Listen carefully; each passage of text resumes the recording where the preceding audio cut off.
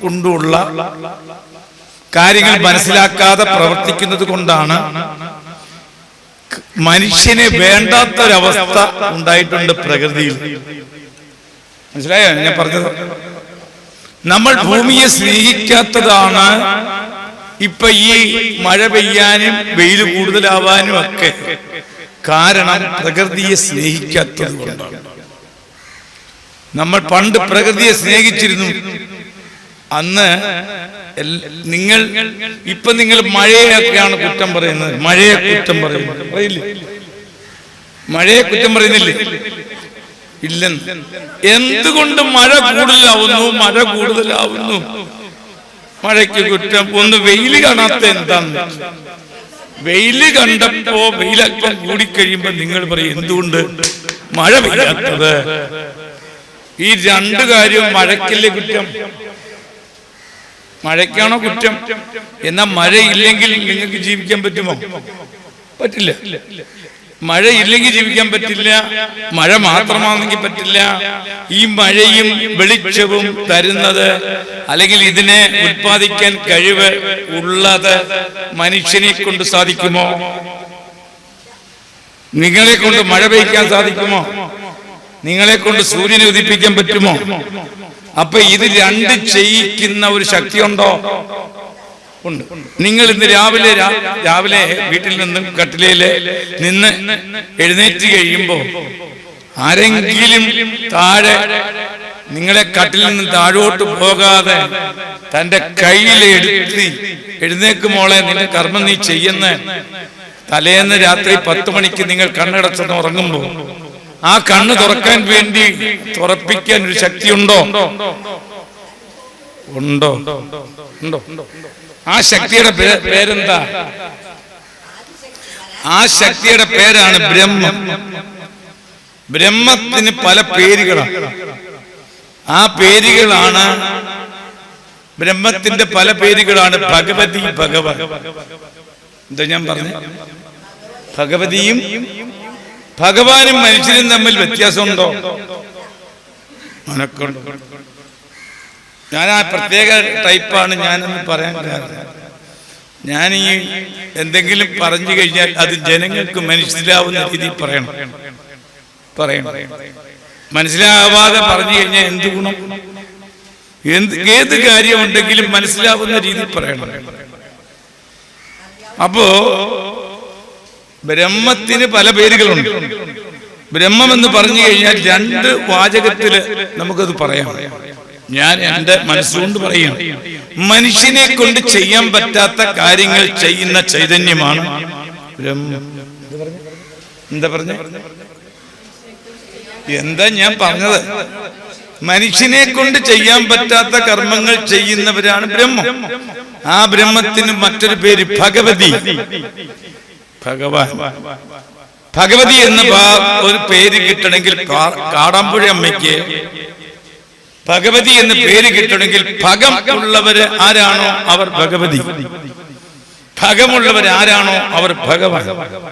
ഭഗമെന്ന് പറഞ്ഞു കഴിഞ്ഞാൽ നമുക്ക് അതിൽ ഒരെണ്ണം ഉണ്ടെങ്കിൽ നമ്മൾ അഹങ്കരിക്കും. ശ്രീ, യശസ്, കീർത്തി, പിന്നെ ഭഗവാൻ. അമ്മയെ പോലെ കീർത്തി ലോകത്താർക്കും ഇല്ല. അമ്മ ഐശ്വര്യം തരാൻ കഴിവുള്ളവളാണ്. അപ്പൊ അതുകൊണ്ടാണ് നമ്മൾ അമ്മയെ, കാടാമ്പുഴ അമ്മയെ ഭഗവതി എന്ന് വിളിക്കുന്നത്. ഗുരുവായൂരപ്പനെ ഭഗവാൻ എന്ന് വിളിക്കുന്നതും അതുകൊണ്ടാണ്. മനുഷ്യൻ ഇതൊന്നും ഇല്ല. ഒരെണ്ണം ഉണ്ടെങ്കിൽ പിന്നെ നമ്മൾ അഹങ്കരിക്കും. ഞാൻ പൈസക്കാരനാണ്, സമ്പത്തുകാരനാണ്. ഈ സമ്പത്തിന്റെ അഹങ്കാരമാണ് പ്രവൃത്തിക്ക്, പ്രപഞ്ചത്തിന്, മനുഷ്യനെ വേണ്ടാത്തൊരവസ്ഥയിലേക്ക് മാറിയിരിക്കുന്നു. അതാണ് മഹാമാരി ആയ കൊറോണയും അങ്ങനെയൊക്കെയുള്ള ഈ പ്രകൃതിക്ക് മനുഷ്യനെ വേണ്ടാത്തൊരവസ്ഥയായി. അതാണ് നമ്മൾ കുറച്ചു മാസങ്ങൾക്ക് മുമ്പ് അനുഭവിച്ചതിന്റെ ദുഃഖം. ഏതാ? കൊറോണ കണ്ടുപിടിച്ച് ഇന്ന് വരെ കൊറോണയെ മാറ്റാൻ ആരെയും കൊണ്ട് സാധിച്ചില്ല. ഏത് രോഗമുണ്ടെങ്കിലും ഏത് അണുക്കളുണ്ടെങ്കിലും അത് എതിൽ നിന്നുണ്ടാവുന്ന? ഭൂമിയിൽ നിന്നുണ്ടാവുന്ന. ഭൂമിയെ സ്നേഹിക്കാത്തതാണ് ഈ രോഗത്തിനൊക്കെ കാരണം. പണ്ട് ഭൂമിയെ സ്നേഹിക്കുമായിരുന്നു. പണ്ട് ഭൂമി അതാണ് രാമായണത്തിലെ പ്രധാന വിഷയം. രാമൻ കാട്ടിലേക്ക് പോകുന്നു. അതുപോലെ വാൽമീകി രാമായണം എടുത്തു കഴിഞ്ഞാൽ വാൽമീകി രാമായണത്തിലെ എല്ലാ കാര്യങ്ങളും പ്രകൃതിയുമായിട്ട് യോജിച്ചാണ് ചെയ്യുന്നത്. കാട് പ്രകൃതിയാണ്. ആ പ്രകൃതിയിൽ കൂടിയാണ് ഭഗവാൻ സഞ്ചരിക്കുന്നത്. ശ്രീകൃഷ്ണ ഭഗവാൻ അവതാരം അത സർവഗുണോപേതകാല പരമശോഭന. ശ്രീകൃഷ്ണ അവതാരത്തിന്റെ ശ്ലോകം 8 ശ്ലോകം. ഭഗവാൻ അവതരിച്ചത് പ്രകൃതിക്ക് അനുകൂലമായിട്ടാണ്. പ്രകൃതിയെ സ്നേഹിക്കാനാണ് ഭഗവാൻ പറയുന്നത്. നമ്മൾ ആ ദ്രോഹിക്കല്ലേ. എപ്പോ വെള്ളത്തിന് കാശ് മേടിച്ചു തുടങ്ങിയോ കൊറോണ തുടങ്ങി. നിങ്ങൾ ഓരോരുത്തരും പണ്ട് സ്കൂളിലൊക്കെ പോകുമ്പം ഏതെങ്കിലും അമ്മമാരെ കുപ്പിക്കകത്ത് വെള്ളം എടുത്തിട്ട് പോയിട്ടുണ്ടോ? ഉണ്ടോ? തൊട്ടപ്പുറത്തെ വീട്ടിൽ ഉള്ള കിണറ്റിലെ വെള്ളം കുടിച്ച് അങ്ങനെ ജീവിച്ച നമ്മള് ഇപ്പൊ പ്ലാസ്റ്റിക് കുപ്പിക്കകത്ത് 25 രൂപ കൊടുത്ത് ഈ 25 രൂപ കൊണ്ട് കുഴിക്കുന്ന ആള് വല്ല പണിയും ചെയ്തിട്ടുണ്ടോ? കാശ് മേടിക്കാനല്ലേ ഉള്ളോ? സത്യത്തിൽ ഈ വെള്ളം തരുന്നത് ആരാ? ഭൂമിദേവിയല്ലേ? അപ്പൊ ഭൂമിദേവിയെ വിറ്റ് കാശുണ്ടാക്കുന്ന ആളല്ലേ? നോക്കിക്കണം. താഴെ കുഴിക്കുക, വെള്ളം എടുക്കുക, കാശ് മേടിക്കുക. സത്യത്തിൽ ആ വെള്ളത്തിനെ ഉൽപ്പാദിപ്പിക്കാനുള്ള കഴിവ് ഈ കുഴിക്കുന്നുണ്ടോ? ഈ കുഴിക്കുന്നുണ്ടോ? ഇല്ല. ഞാൻ ഞാൻ തുടങ്ങിയിട്ടില്ല. പ്രകൃതിയെ സ്നേഹിക്കണം. ഈ ഇരിക്കുന്ന നിങ്ങൾ ഇപ്പൊ നിങ്ങളുടെ വീട്ടിൽ എത്ര വീട്ടിൽ നിങ്ങൾക്ക് സ്വന്തമായിട്ട് ജീവിക്കാനുള്ള പച്ചക്കറികള് നിലങ്ങളുണ്ടെങ്കിൽ നിങ്ങൾ സ്വന്തമായിട്ട് കൃഷി ചെയ്ത് നെല്ല് ഉൽപ്പാദിപ്പിച്ചിട്ട് ആ ചുമന്ന അരിയുടെ ചോറ് തിന്നാൻ ആഗ്രഹം ഉണ്ട് എനിക്ക്, പക്ഷെ കിട്ടത്തില്ല. പണ്ട് അധ്വാനിക്കുമായിരുന്നു. സ്വന്തം കൃഷിയിടങ്ങളിൽ അതായത് നമ്മുടെ വീട്ടിൽ ചേറിന്റെ മണം ഉണ്ടാവും. നെല്ല് കൊയ്തു കൊണ്ടിരുമ്പോ നെല്ലിന്റെ മണം ഉണ്ടാവും. പക്ഷെ ഇപ്പോഴും അതൊന്നും ഇല്ലെങ്കിൽ നമുക്ക് ജീവിക്കാൻ പറ്റുമോ? അതില്ലാതെ ജീവിക്കാൻ പറ്റുമോ? ഇല്ല. അപ്പൊ പ്രകൃതിയെ സ്നേഹിക്കാൻ പറയും. അപ്പൊ എനിക്ക് ഇന്ന് വിഷയം ക്രിയായോഗത്തെ പറ്റി പറയാനാണ് എന്നോട് പറഞ്ഞിരിക്കുന്നത്. അപ്പൊ ക്രിയായോഗം എന്ന് പറഞ്ഞാൽ എന്താണെന്ന് പറയുന്നതിന് മുമ്പ് നമ്മളെ തുടങ്ങാം. അപ്പൊ പ്രകൃതിയെ ഞാൻ ഇത് പറയാൻ കാരണം വെച്ചാൽ ഇത് തുടങ്ങുമ്പോഴത്തെ പറയാൻ കാരണം വെച്ചാൽ ഞാനിന്ന് കാടാമ്പുഴയിലെ അമ്മയുടെ മടിത്തട്ടിൽ ആദ്യമായിട്ടാണ് ഞാനിവിടെ. കഴിഞ്ഞ ഒരു പ്രാവശ്യം ഞാൻ അങ്ങോട്ട് ആവശ്യപ്പെട്ടു, ഇവിടുത്തെ ദേവസ്വത്തിലെ ഉദ്യോഗസ്ഥരോട് അങ്ങോട്ട് ആവശ്യപ്പെട്ടു എനിക്ക് ഇവിടെ വന്നിട്ട് ഒന്ന് പാരായണം ചെയ്യണമെന്ന് പറഞ്ഞപ്പോ എന്തോ അമ്മയുടെ ഒരു അനുഗ്രഹം കൊണ്ട് അത് നടത്തി. അതൊക്കെയാണ് ഈ അമ്മയെ പരിചയപ്പെടാൻ കാരണം. ഞാൻ അങ്ങോട്ട് ആവശ്യപ്പെട്ടു. ഇപ്പം ദേവിയുടെ കാരുണ്യം കൊണ്ട് എന്നെ ഇങ്ങോട്ട് വിളിച്ചു. ഇതാണ്. അപ്പൊ ഞാൻ ഇന്നത്തെ പരിസ്ഥിതി അനുസരിച്ച് ഞങ്ങളുടെ നാട്ടില് ഒരു അല്പം പോലും ഒരു വണ്ടിയില്ല. ഞാൻ 5:20 എന്റെ ആശ്രമത്തിൽ നിന്ന് ഇറങ്ങിയതാണ്. എന്നിട്ട് എന്നോട് എല്ലാരും പറയും നാളെ സ്വാമി പോകണ്ട, നാളെ സ്വാമി പോകണ്ട. ഞാൻ പോകും. ഏതൊരു കാര്യം ഉണ്ടായാലും അതിന് ഏത് പ്രതിസന്ധി ഉണ്ടായാലും അതിനെ അതിജീവിച്ച് നമ്മൾ മുന്നോട്ട് പോകണമെന്ന് ശ്രീ ഗുരുവായൂരപ്പൻ നമുക്ക് പറഞ്ഞു തരുന്നു. എവിടെയാണെന്നറിയാമോ?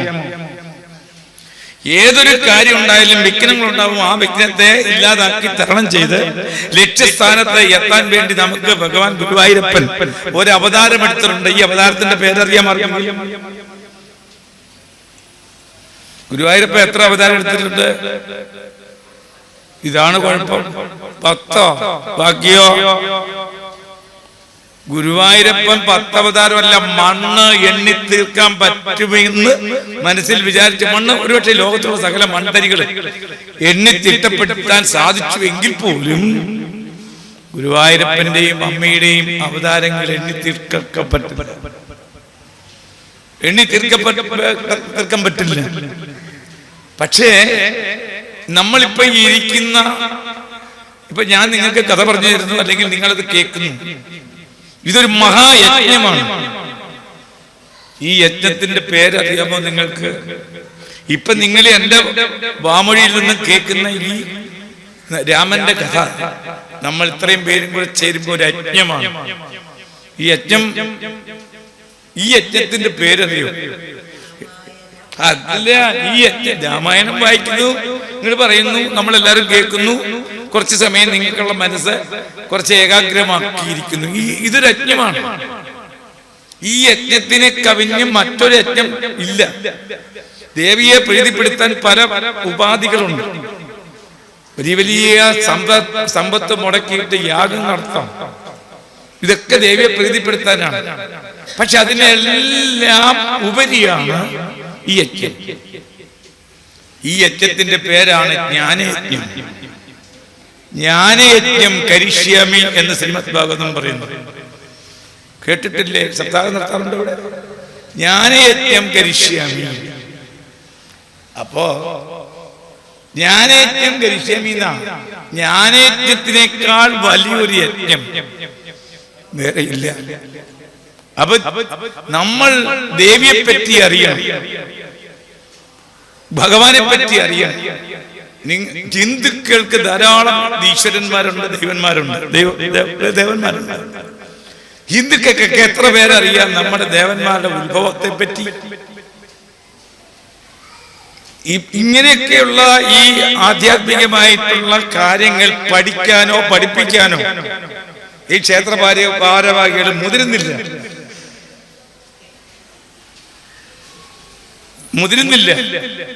ഞാൻ ഈ പറയുകയാണ്, ഈ ശ്രീകോവിലിരിക്കുന്ന പൂജിക്കുന്ന തിരുമേനിമാര്, ഗുരുവായൂർ അമ്പലത്തിലിരിക്കുന്ന ഭഗവാനെ പൂജിക്കുന്ന തിരുമേനിമാര്, അവർ പൂജിക്കുന്നു എങ്കിൽ അവർ പറയുന്ന മന്ത്രം ഈ പറയുന്ന ദേവിയുടെ ഗ്രന്ഥം ആയ ദേവീ ഭാഗവതത്തിലുള്ളതും ശ്രീമദ് ഭാഗവതത്തിലുള്ളതുമായ അവതാര ലീലകളെ സംസ്കൃതത്തിന്റെ മൂലമായിട്ട് മൂലഗ്രന്ഥമായിട്ട് ജപിക്കുന്ന മന്ത്രമാണെന്ന് ഓർക്കണം. മനസ്സിലായോ? സഹസ്ര ശീർഷക പുരുഷക സഹസ്രാക്ഷ സഹസ്രപാദ. ഇതിന്റെ അർത്ഥം പറയുകയാണെങ്കിൽ ഭഗവാന്റെ വിരാട് സ്വരൂപത്തെ പറ്റി പറയുന്നതാണ്. ഈ മന്ത്രം തിരുമേനിമാര് ജപിക്കില്ലേ? അപ്പൊ ദേവിയെ പറ്റി അറിയണമെങ്കിൽ ദേവീ ഭാഗവതം പഠിക്കണം. ഈ ക്ഷേത്രവുമായി ബന്ധപ്പെട്ട സകലവരും, അതായത് ഭഗവാന്റെ സേവനം ചെയ്യുന്ന ഭക്തര് മുതൽ ഇതിന്റെ ഉയർത്തിലുള്ള ആൾക്കാർ വരെ ദേവീ ഭാഗവതത്തെ പറ്റിയോ അല്ലെങ്കിൽ ശ്രീകൃഷ്ണ ഭഗവാന്റെ ശ്രീമദ് ഭാഗവതത്തെ പറ്റിയോ ശിവപുരാണത്തെ പറ്റിയോ സ്കന്ദപുരാണത്തെ പറ്റിയോ ഗണേശപുരാണത്തെ പറ്റിയോ അറിയണം. നിങ്ങൾക്കറിയാമോ ഗണേശ ഭഗവാൻ എങ്ങനെയുണ്ടായി? ഗണേശന്റെ അച്ഛനാരാ? അനക്കില്ല, നിങ്ങൾക്കറിയാം, അനങ്ങില്ല.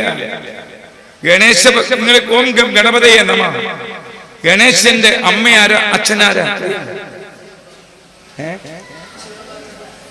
ശിവൻ അച്ഛനാണ്.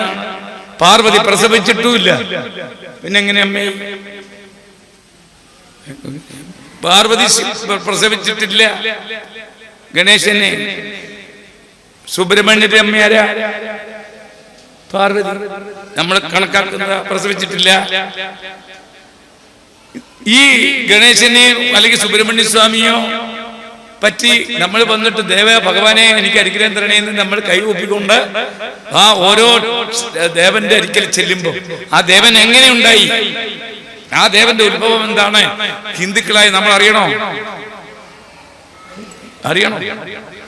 ഞാൻ ഒറ്റക്കാര്യം ചോദിക്കുന്നു, നമ്മുടെ കാടാമ്പുഴ അമ്മയുടെ വീട്ടുപേരെന്താ?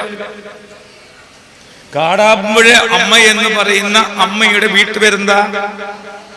നിങ്ങൾ ദേവീ ഭാഗവതം പഠിച്ചവരല്ലേ, പഠിക്കുന്നവരല്ലേ?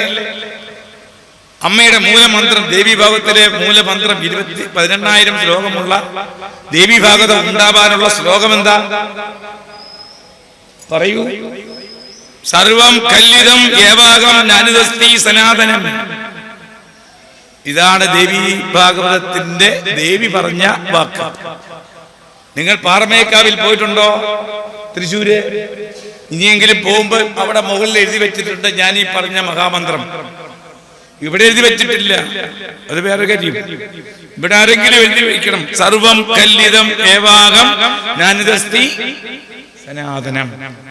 ഞാൻ താൻ ഇതെല്ലാം, മറ്റൊന്നുമില്ല, പൂരം സനാതനം. ദേവി ഭാഗവതം മലയാളത്തിലെ തിരുവമ്പിന്റെ ഭാഗവത്തിൽ എഴുതിയിട്ടുണ്ട്. ഇതാണ് ആ മന്ത്രമാണ് 12,000 ശ്ലോകമുള്ള ദേവി ഭാഗവതം ഉണ്ടാവാൻ. അപ്പൊ ദേവി പറയുന്ന മഹാവാക്യമാണ് സർവം കല്ലിതം ഏവാകം ജ്ഞാനിതസ്തി സനാതനം. അതിന്റെ മലയാള പരിഭാഷയാണ് ഞാൻ താൻ ഇതെല്ലാം, മറ്റൊന്നുമില്ല, നൂനം സനാതനം. മനസ്സിലായി? അപ്പൊ ഇതാണ് ദേവിയുടെ സന്ദേശം. ശ്രീമദ് ഭാഗവത്തിന്റെ സന്ദേശം എന്തെന്ന് ചോദിച്ചാൽ എന്ത് പറയും നിങ്ങള്? എനക്കില്ല. ശ്രീമദ് ഭാഗവത്തിന്റെ ഭഗവാൻ പറഞ്ഞ, ഗുരുവായൂരപ്പൻ പറഞ്ഞ സന്ദേശം അതാണ് സത്യം പരം ധീമഹി. അതേ അർത്ഥം തന്നെയാണ് അമ്മയുടെ സന്ദേശവും. സർവം കല്ലിതം ഏവാകം ജ്ഞാനിതസ്തി സനാതനം. അതാൻ ചോദിച്ചിട്ട് അമ്മയുടെ വീട്ടുപേരെന്താണ്? നമ്മുടെ കാടാമ്പുഴ അമ്മയുടെ വീട്ടുപേരെന്താണ്? ലളിതാ സഹസ്രനാമത്തിലെ വളരെ വ്യക്തമായിട്ട് നമുക്ക് പറഞ്ഞു തരുന്നുണ്ട്. ഏതാന്നറിയാമോ? മണിദ്വീപാദിവാസിനി. മണിദ്വീപാദിവാസിനി, മണിദ്വീപം എന്നാണ് അമ്മയുടെ വീട്ടുപേര്. എന്താ കഥ? ഇതെന്താ ചോദിക്കുമ്പോ പറയാത്തെ? ഒരാള് പറയാണ് അമ്മയുടെ വീട്ടുപേര് എന്തെന്ന് ചോദിച്ചാൽ നിങ്ങൾ പറയും കാടാമ്പുഴ അമ്മയാണ്. ആ ഗ്രന്ഥത്തിൽ പറയുന്നുണ്ട് മണിദ്വീപാദിവാസിനി. ലളിതാ സഹസ്രനാമത്തിൽ പറയുന്നുണ്ട്. ലളിതാ സഹസ്രനാമം പഠിച്ചാൽ മാത്രം മതി, തനി വേദാന്തമാണ്. അതിനകത്ത് നിങ്ങളിപ്പോഴേ നിങ്ങളുടെ ഭർത്താവ് നിങ്ങളെ മാലയിട്ട്, അല്ല കല്യാണ സമയത്തൊരു അടയാളം ഇട്ടിട്ടുണ്ടല്ലോ, എന്തത്? താലി. ഈ താലികെട്ട് സമ്പ്രദായം ആരാ ഉണ്ടാക്കിയെന്ന് വല്ല പിടിയുണ്ടോ? ഈ താലികെട്ട് സമ്പ്രദായം, ഹിന്ദുക്കൾക്ക് താലികെട്ട് സമ്പ്രദായം എവിടെ നിന്നുണ്ടായി എന്ന് ആരെങ്കിലും ചോദിച്ചാൽ നിങ്ങളെ ചോദിക്കുന്നവരുടെ മുമ്പിൽ നിങ്ങൾ സാരി എടുത്തിട്ട് മുഖത്തിങ്ങനെ വെച്ചിട്ട് അവരുടെ മുമ്പില് അറിയില്ലെന്ന് പറഞ്ഞുകൊണ്ട് തിരിച്ചു പോകും. മനസ്സിലായി? നമ്മളോടൊരു കാര്യം, ദേവനെ പറ്റിയോ ദേവിയെ പറ്റിയോ ആരെങ്കിലും ഒന്ന് ചോദിച്ചു കഴിഞ്ഞാൽ ഹിന്ദുക്കളായി നമ്മൾ മറ്റവരുടെ മുമ്പിൽ തല കുരിച്ച് ഗതികേടായിട്ട് നടക്കണം. താലികെട്ട് സമ്പ്രദായം നമുക്ക് ഉണ്ടാക്കി തന്നിരിക്കുന്നത് ലളിതാ സഹസ്രനാമത്തിലെ കാമേശബദ്ധമാംഗല്യ സൂത്രശോഭിത കന്ധര. അതിന്റെ അർത്ഥം പഠിച്ചാൽ മതി. ലളിതാ സഹസ്രനാമം മാത്രം പഠിച്ചാൽ നമ്മുടെ അമ്മയുടെ പൂർണ്ണ സ്വരൂപത്തെ നമുക്കറിയാൻ സാധിക്കും. പഞ്ചബ്രഹ്മാസനസ്ഥിത മഹാപത്മാടവീ സംസ്ഥാകടംബവനവാസിനി സുധാസാഗര മധ്യസ്ഥ കാമാക്ഷി കാമദായിനി. ഇതൊക്കെ അമ്മയുടെ വീട്ടുപേരുമായിട്ട് ബന്ധപ്പെട്ടിട്ട് 18 കോട്ടയുണ്ട്. ആ കോട്ട കടന്ന് ചിന്താമണി ഗ്രഹത്തിന്റെ ഉള്ളിലിരിക്കുന്ന മണിദ്വീപത്തിലിരിക്കുന്ന അമ്മ, ആ അമ്മയുടെ ഭാവത്തെയാണ് ലളിതാ സഹസ്രനാമത്തിലെ അമ്മയുടെ ഭാവം. ഈ കാടാമ്പുഴ അമ്മയുടെ ഭാവം എന്താണെന്ന് ആർക്കെങ്കിലും അറിയില്ല? പറയൂ. ഇത് ലളിതാ സഹസ്രനാമത്തിലെ അമ്മയുടെ ഭാവം എന്ന് ചോദിച്ചു. അതേ ഭാവം തന്നെയാണ് ദേവീഭാവത്തിൽ. അതാണ് പഞ്ചബ്രഹ്മാസനസ്ഥിത. പഞ്ചബ്രഹ്മാസനസ്ഥിത നിങ്ങളത് വായിച്ചു കാണും. എന്നുവെച്ചാൽ ദേവിയെ നമ്മൾ ഓർത്തുകൊണ്ട് വേണം ഇത് തുടങ്ങാൻ. ഞാനതാണ് ഇത് പറയാൻ. നമ്മുടെ കാടാമ്പുഴ അമ്മയുടെ ആ സ്വരൂപത്തെ നമ്മൾ ഓർത്തുകൊണ്ട് വേണം നമ്മൾ ഏത് കാര്യവും തുടങ്ങാൻ. അപ്പൊ നമുക്ക് ഇനി തുടങ്ങാം. തുടങ്ങിയിട്ടില്ല. കൈയും കാലും ഒക്കെ എല്ലാവർക്കും ഉണ്ടല്ലോ. കുറച്ചു നേരം നമ്മുടെ ഇന്ദ്രിയങ്ങള് ഭഗവാന് വേണ്ടി സേവനം ചെയ്യും. കണ്ണ്, മൂക്ക്, തൊണ്ട, നല്ല ഉറച്ച നാമം ജപിക്കുന്നവർക്ക് ത്രോട്ട് ക്യാൻസർ ഉണ്ടാവില്ല. ഭക്തന്മാരെ പറ്റി കുറ്റം പറയുന്നവർക്കാണ് ത്രോട്ട് ക്യാൻസർ ഉണ്ടാവുന്നത്. നമ്മളെ പറ്റി എന്തെങ്കിലും നാമമൊക്കെ ജപിക്കുന്നവർക്ക് ചീത്തയൊക്കെ കിട്ടാം. പെണ്ണുങ്ങൾക്ക് യാതൊരു പണിയില്ല, ഏതോ ഒരു പുസ്തകം എടുത്തുകൊണ്ട് ഇങ്ങനെ തെണ്ടി നടക്കുകയാണെന്ന് പറയുന്നവർക്കായിരിക്കും രോഗങ്ങളൊക്കെ ഉണ്ടാക്കുക. നമുക്കൊരു രോഗം ഉണ്ടാവില്ല. അമ്മയുടെ നാമം വിളിക്കുന്ന, യഥാർത്ഥമായിട്ട് വിളിക്കുന്ന ഒരു ഭക്തയ്ക്ക് എന്തെങ്കിലുമൊക്കെ രോഗമുണ്ടായാൽ അത് അമ്മ തന്നെ മാറ്റിത്തരും. മനസ്സിലാക്കണം. അപ്പൊ മാറ്റി കൊടുക്കാത്ത എന്താന്ന് വെച്ചേ, നമ്മൾക്ക് അഹങ്കാരം കൊണ്ട് ദേവിയെ ഭജിക്കുന്നവർക്കാണ് ഒരിക്കലും മാറാത്തത്. നമുക്കിനി തുടങ്ങാം. അപ്പോ ആദ്യമേ തന്നെ ഗണേശനെ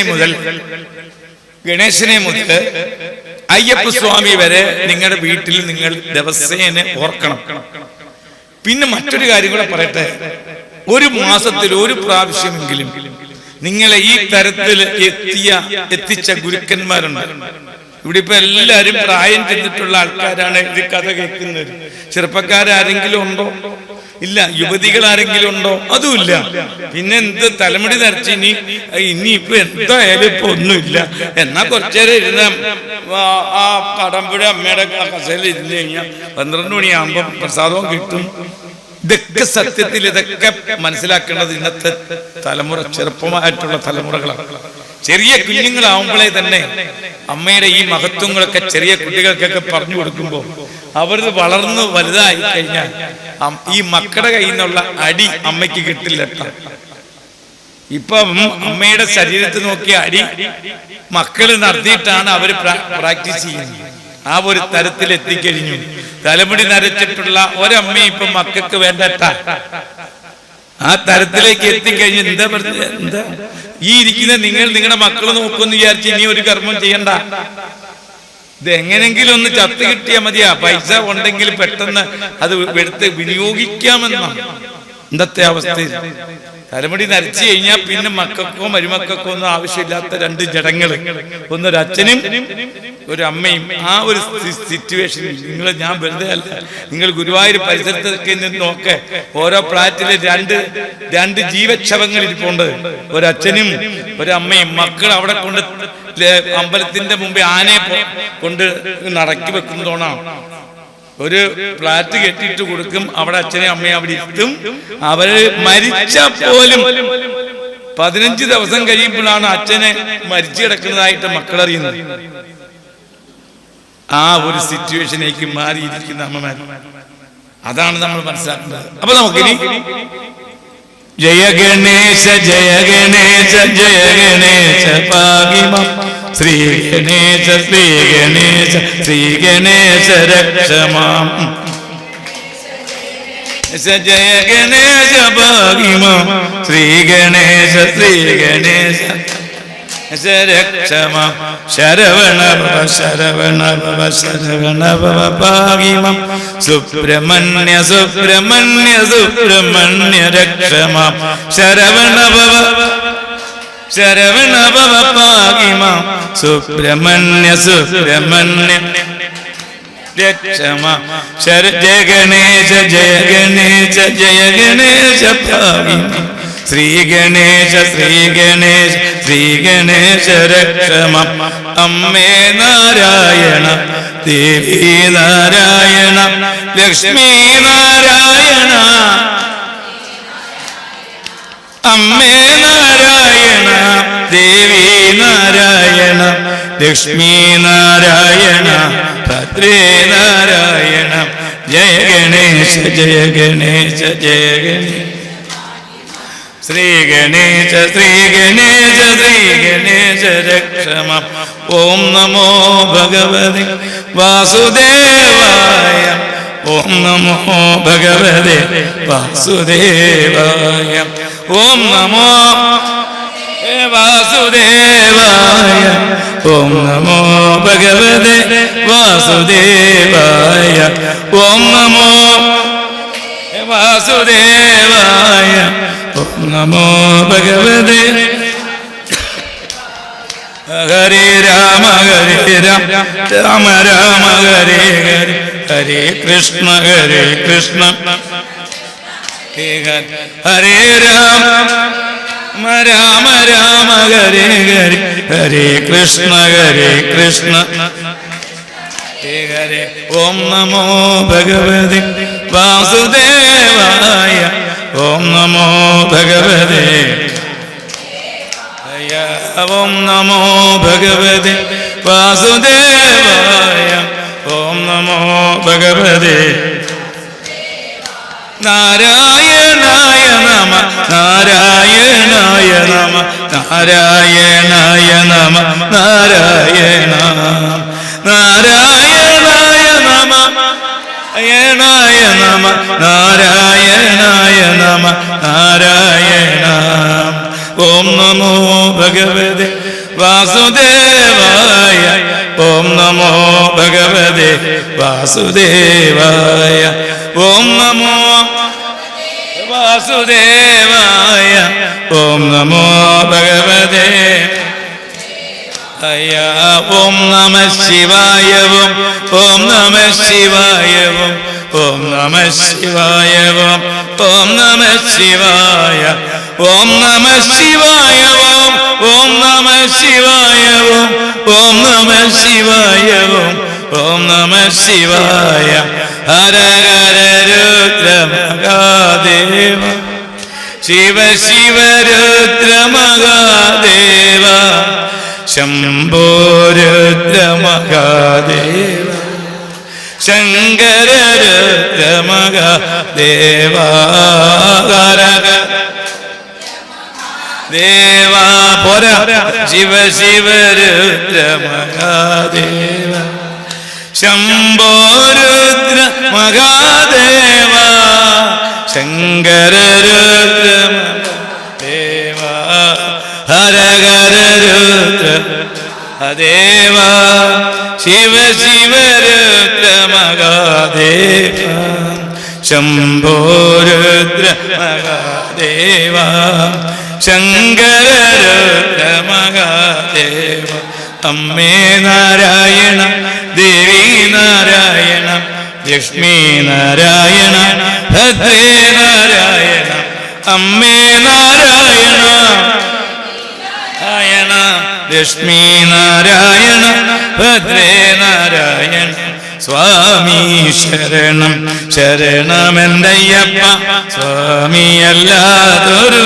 ശരണമില്ലയ്യപ്പ ഹരിഹര സുതനേ പൊന്നയ്യപ്പ അവിടുന്നല്ലാതൊരു ശരണമില്ലയ്യപ്പ സ്വാമി ശരണം അയ്യപ്പ സ്വാമി അല്ലാതൊരു ശരണമില്ലയ്യപ്പ ഹരിഹര സുതനേ പൊന്നയ്യപ്പ അവിടുന്നല്ലാതൊരു ശരണമില്ലയ്യപ്പ അമ്മേ നാരായണ നാരായണ ലക്ഷ്മി നാരായണ ഭദ്രേ നാരായണ അമ്മേ നാരായണ നാരായണ ലക്ഷ്മി നാരായണ ഭദ്രേ നാരായണ അമ്മേ നാരായണ ദേവി നാരായണ ലക്ഷ്മി നാരായണ ഭദ്രേ നാരായണ സർവത്ര ദേവീ നാമ സങ്കീർത്തനം. ഓം ശ്രീ മഹാദേവ്യൈ നമോ നമഃ. എല്ലാരും ഈ കാർഡെടുത്ത് പഠിക്കാനട്ടാ. ഈ കാർഡിനകത്തെ ഞാന് അന്ന് രാമായണം വാൽമീകി രാമായണം നവാഹം നടത്തിയപ്പോൾ അന്ന് വർഷങ്ങൾക്ക് മുമ്പ് അടിച്ച കാർഡാണ്. ഇപ്പം എനിക്കൊരു രാമായണ സപ്താഹം മറ്റന്നാൾ മുതൽ 7-ാം തീയതി മുതൽ തുടങ്ങണം പാലക്കാട് ജില്ലയിൽ. അപ്പോൾ അവരുടെ അന്ന് എന്നോട് പറഞ്ഞു, സ്വാമി ആ പണ്ട് അടിച്ച കാർഡ് ഒന്നും കൂടി വേണമെന്ന് പറഞ്ഞപ്പോൾ നിങ്ങൾക്കും അത് കിട്ടാനൊരു ഭാഗ്യമുണ്ട്. ഇന്നലെയാണ് അത് കിട്ടിയത്. അപ്പോൾ അതെല്ലാവരും കൂടെ ചേർന്ന് അത് പാടണം കേട്ടാ.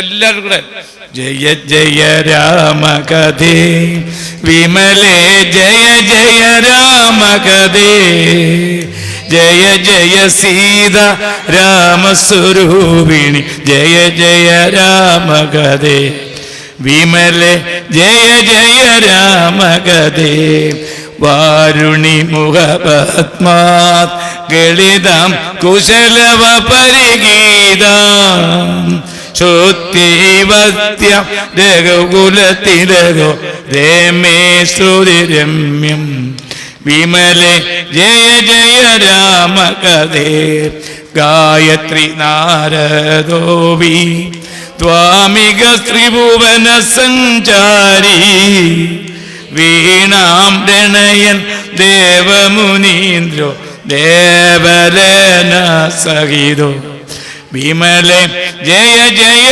രാമകഥേ മധുമയ ഋതുതരംഗേ നിമഗ്നോ രാമരസേ മാനസേ ഗിരിജാസഹിതോ മുദിത ഗിരീശോ നൃത്യതി കൈലാസേ വിമലെ ജയ ജയ രാമകഥേ ശ്രുതിമതി ധൃതി കീർത്തി സുഭഗേ തുഷ്ടി പുഷ്ടി രഷ്ടിരേ ശ്രേയം നിഷ്ഠാം ദേഹി മേ ശ്രദ്ധ ശക്തി ഭക്തി മുക്തിരേ വിമലെ ജയ ജയ രാമകഥേ ശ്രദ്ധാപതിവൃത്തി ദേഹിന സിദ്ധിമതീം ബുദ്ധി പ്രജ്ഞാം പ്രേമമയീം ഭദ്രേ വിദ്യാം ജ്ഞാനമയീ വിമലെ ജയ ജയ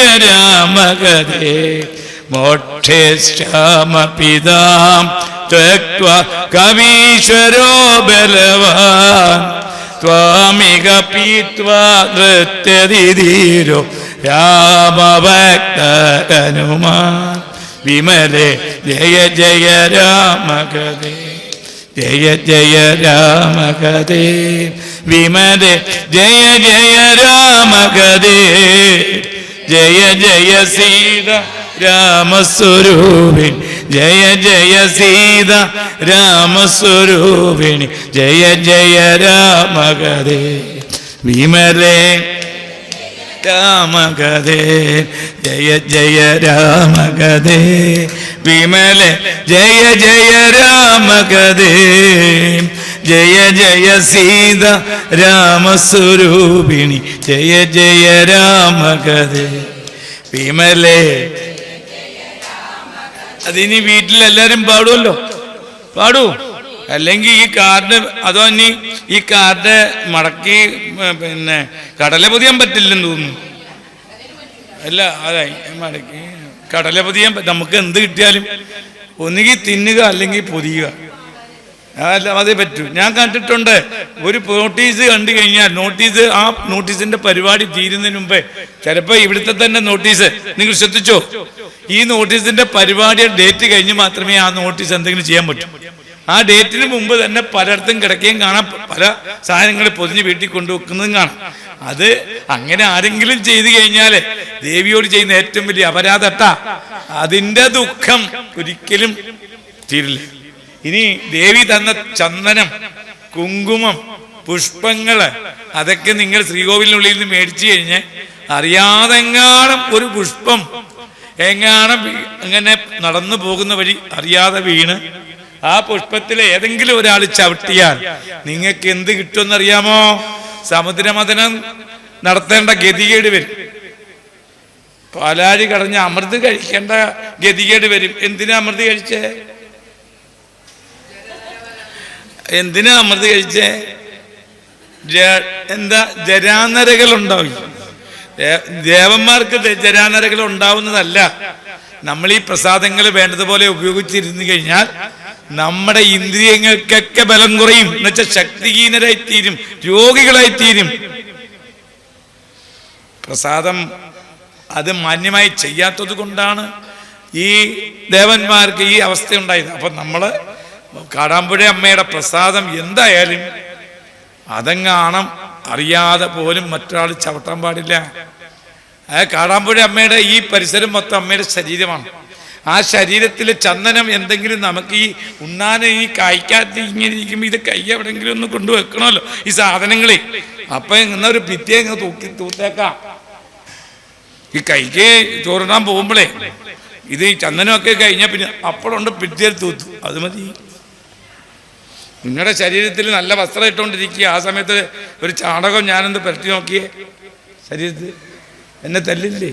ഭഗവാന്റെ ശരീരമാണ് ഇതെല്ലാം. ആ ശരീരത്ത് ചന്ദനൊന്നും തേക്കാൻ പാടില്ല. അത് തേച്ചാൽ നമുക്കറിയാതെ ദുഃഖം ഉണ്ടാവും. അപ്പൊ നമ്മൾ വിചാരിക്കും ഞാൻ ആർക്കും ഒരു ദോഷം ചെയ്തിട്ടില്ല, എനിക്ക് ഈ ക്യാൻസർ വരാൻ എന്താ കാരണം?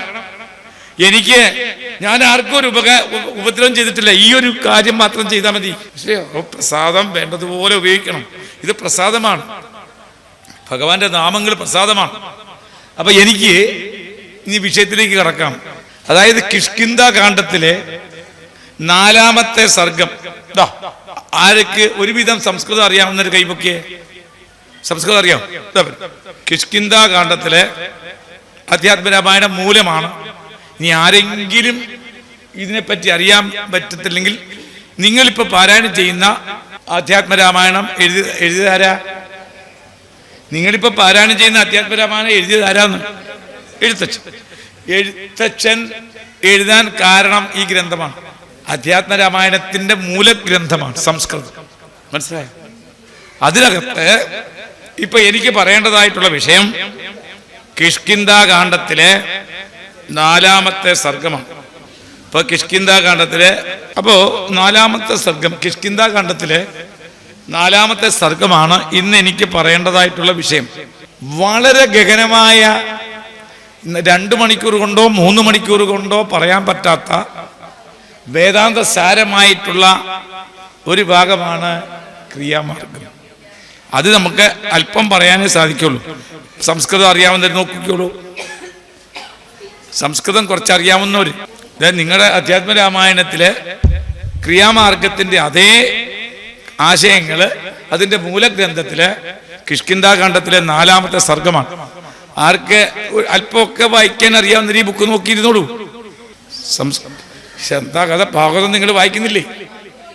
അപ്പൊ പിന്നെ അത് അറിഞ്ഞിട്ടല്ലല്ലോ. അപ്പൊ ഇതൊന്നും അറിയണമെന്നില്ല.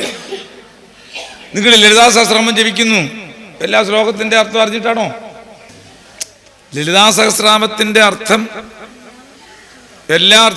എല്ലാ വാക്കിന്റെ അർത്ഥം നിങ്ങൾക്ക് അറിയാമോ? അറിയാം? പഠിപ്പിച്ചോ? പഠിച്ചിട്ടുണ്ടോ?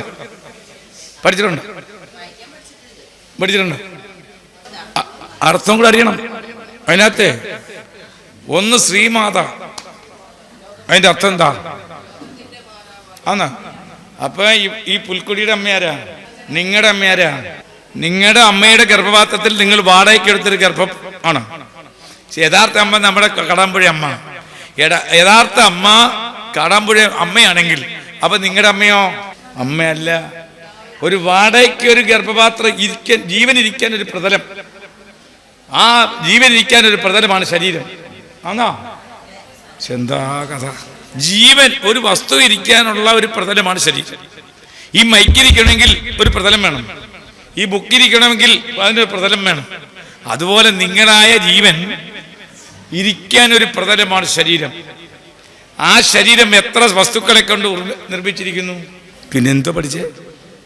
നിങ്ങളുടെ ശരീരം എത്ര വസ്തുക്കളെ കൊണ്ടാണ് നിർമ്മിച്ചിരിക്കുന്നത്? 5 പഞ്ചഭൂതങ്ങള്. അങ്ങനെയാണെങ്കിൽ ദേവിയുടെ ശരീരം എന്തുകൊണ്ട് നിർമ്മിച്ചിരിക്കുന്നു? ദേവിയുടെ ശരീരം എന്തുകൊണ്ടാണ് നിർമ്മിച്ചിരിക്കുന്നത്? നിങ്ങളുടെ ശരീരം പഞ്ചഭൂതങ്ങളെ കൊണ്ട് നിർമ്മിക്കുന്നു. അതുകൊണ്ട് ശരീരം എന്ന പേര്. ശരീരം എന്ന വാക്കിന്റെ അർത്ഥം അറിയില്ല. ഞാൻ ചോദിക്കും, ഞാൻ അറിയാൻ വയ്യെങ്കിൽ ഞാൻ പറഞ്ഞുതരാൻ ഇവിടെ ഇരിക്കുന്നത്. അപ്പൊ നിങ്ങൾക്ക് അറിയാവുന്നവർ ആരെങ്കിലും ഉണ്ടെങ്കിൽ അവർക്ക് 1 ലക്ഷം രൂപ സമ്മാനം കൊടുക്കാമെന്ന് വിചാരിച്ച. ചിരിക്കുന്ന നിങ്ങൾ എന്തായി പറയുന്നേ? ഞാൻ ഇഷ്ടംപോലെ കാശുമായിട്ട് വന്നേ. പറഞ്ഞെങ്കിലേ പറ്റൂ. ഇപ്പൊ ഞാനിപ്പോ നിങ്ങൾക്ക് ഓരോ കാർഡ് തന്നില്ലേ? ആ കാർഡിന്റെ വില നിങ്ങൾക്ക് നിശ്ചയിക്കാൻ പറ്റൂ? രാമന്റെ കീർത്തനമാണ്. ആ കീർത്തനത്തിന് വിലയില്ല. ഞാനത് 1 ലക്ഷം പറഞ്ഞാലും ഇതങ്ങോട്ട് പോകുമ്പോൾ ഒരു ലോട്ടറി എടുത്ത് നിൽക്കുക ഇതും കൊണ്ട്. അപ്പൊ ഇതിന്റെ കാരുണ്യം കൊണ്ട് ലോട്ടറി വീണ് കഴിഞ്ഞാൽ അത് ആളുടെ കാരുണ്യം, ഭഗവാന്റെ കാരുണ്യം മനസ്സിലാക്കണം. അപ്പോ നമുക്ക് ഇനി അമ്മയുടെ ശരീരം നശിക്കാത്ത വസ്തുക്കളെ കൊണ്ടുണ്ടാക്കി സ്ഥൂലം സൂക്ഷ്മം എന്നൊക്കെ പറഞ്ഞ എന്താ? നിങ്ങൾക്ക് 2 ശരീരമുണ്ട്. ഞാൻ പറഞ്ഞുതരാം. നിങ്ങൾക്ക് 2 ശരീരമുണ്ടോ? 2 ശരീരമുണ്ട്. നിങ്ങൾ മരിച്ചതായിട്ട് തോന്നിക്കുന്നത് നിങ്ങൾ സത്യത്തിൽ മരിക്കുമോ? നിങ്ങൾ മരിക്കുമോ? ആര് പറഞ്ഞു മരിക്കുന്നു? എന്താ മരിക്കുന്നതെന്ന് ആദ്യമേ നോക്ക്. നിങ്ങളെ പുറമേയുള്ള പുറന്തോടാണ് മരിക്കുന്നത്. എന്നാൽ അകത്തിരിക്കുന്ന ആത്മാവിന് നാശമില്ല എന്ന് നിങ്ങൾ പരീക്ഷത്തിന്റെ ഭഗവാന്റെ ശ്രീമദ് ഭാഗവതം നിങ്ങൾ പഠിച്ചാൽ, അവസാനം ഭാഗവതം കേട്ട് കഴിയുമ്പോൾ പരീക്ഷത്തിനോട് ചോദിച്ചു, ആരാ ചോദിച്ചേ? ശ്രീശുകൻ. എന്തായി പരീക്ഷത്തെ? 7 ദിവസം കൊണ്ട് നീ ഭാഗവതം കേൾക്കുന്നല്ലോ. കേൾക്കുന്നതിന് മുമ്പിട്ട് അദ്ദേഹത്തിന് മരണഭയം ഉണ്ടായിരുന്നു. കേട്ടപ്പോ 7 ദിവസം കഴിഞ്ഞപ്പോഴാണ് സർപ്പം വന്നോട്ട് കടിച്ചോട്ടെ എന്നാ പറഞ്ഞു. സർപ്പം വന്നോട്ടെ തുടങ്ങിയപ്പോഴോ സർപ്പം വരണ്ട, കടിക്കണ്ട. ഈ ഇരിക്കുന്ന ആർക്കെങ്കിലും ശരീരം ഉപേക്ഷിക്കാൻ താല്പര്യമുണ്ടോ? പോട്ടെ. ഈ ഇരിക്കുന്ന ആർക്കെങ്കിലും അമ്മയുടെ വീട്ടിലേക്ക് പോകാൻ താല്പര്യമുണ്ടോ? ഈ ഇരിക്കുന്ന ആർക്കെങ്കിലും അമ്മയുടെ വീടായ മണിദ്വീപത്തിലേക്ക് പോകാൻ താല്പര്യമുണ്ടോ? ഇല്ല. അല്ലെങ്കിൽ കൈപൊക്കേനെ ഞാൻ തയ്യാറാണെന്ന് പറഞ്ഞല്ലോ. ഈ ഇരിക്കുന്ന ആർക്കെങ്കിലും ഭഗവാൻ ഗുരുവായൂരപ്പന്റെ കൈ കൊണ്ട് അടി കിട്ടി മരിക്കണം താല്പര്യമുള്ള ഒരു കൈപൊക്കെ? നമസ്കാരം. ആചാര്യനാണ്. പറഞ്ഞിട്ടുണ്ട്. ശരിയായിക്കോട്ടെ, സന്തോഷം. അപ്പൊ അടികിട്ടി മരിക്കണം. നിങ്ങൾ ജന്മമെടുത്തു കഴിഞ്ഞാൽ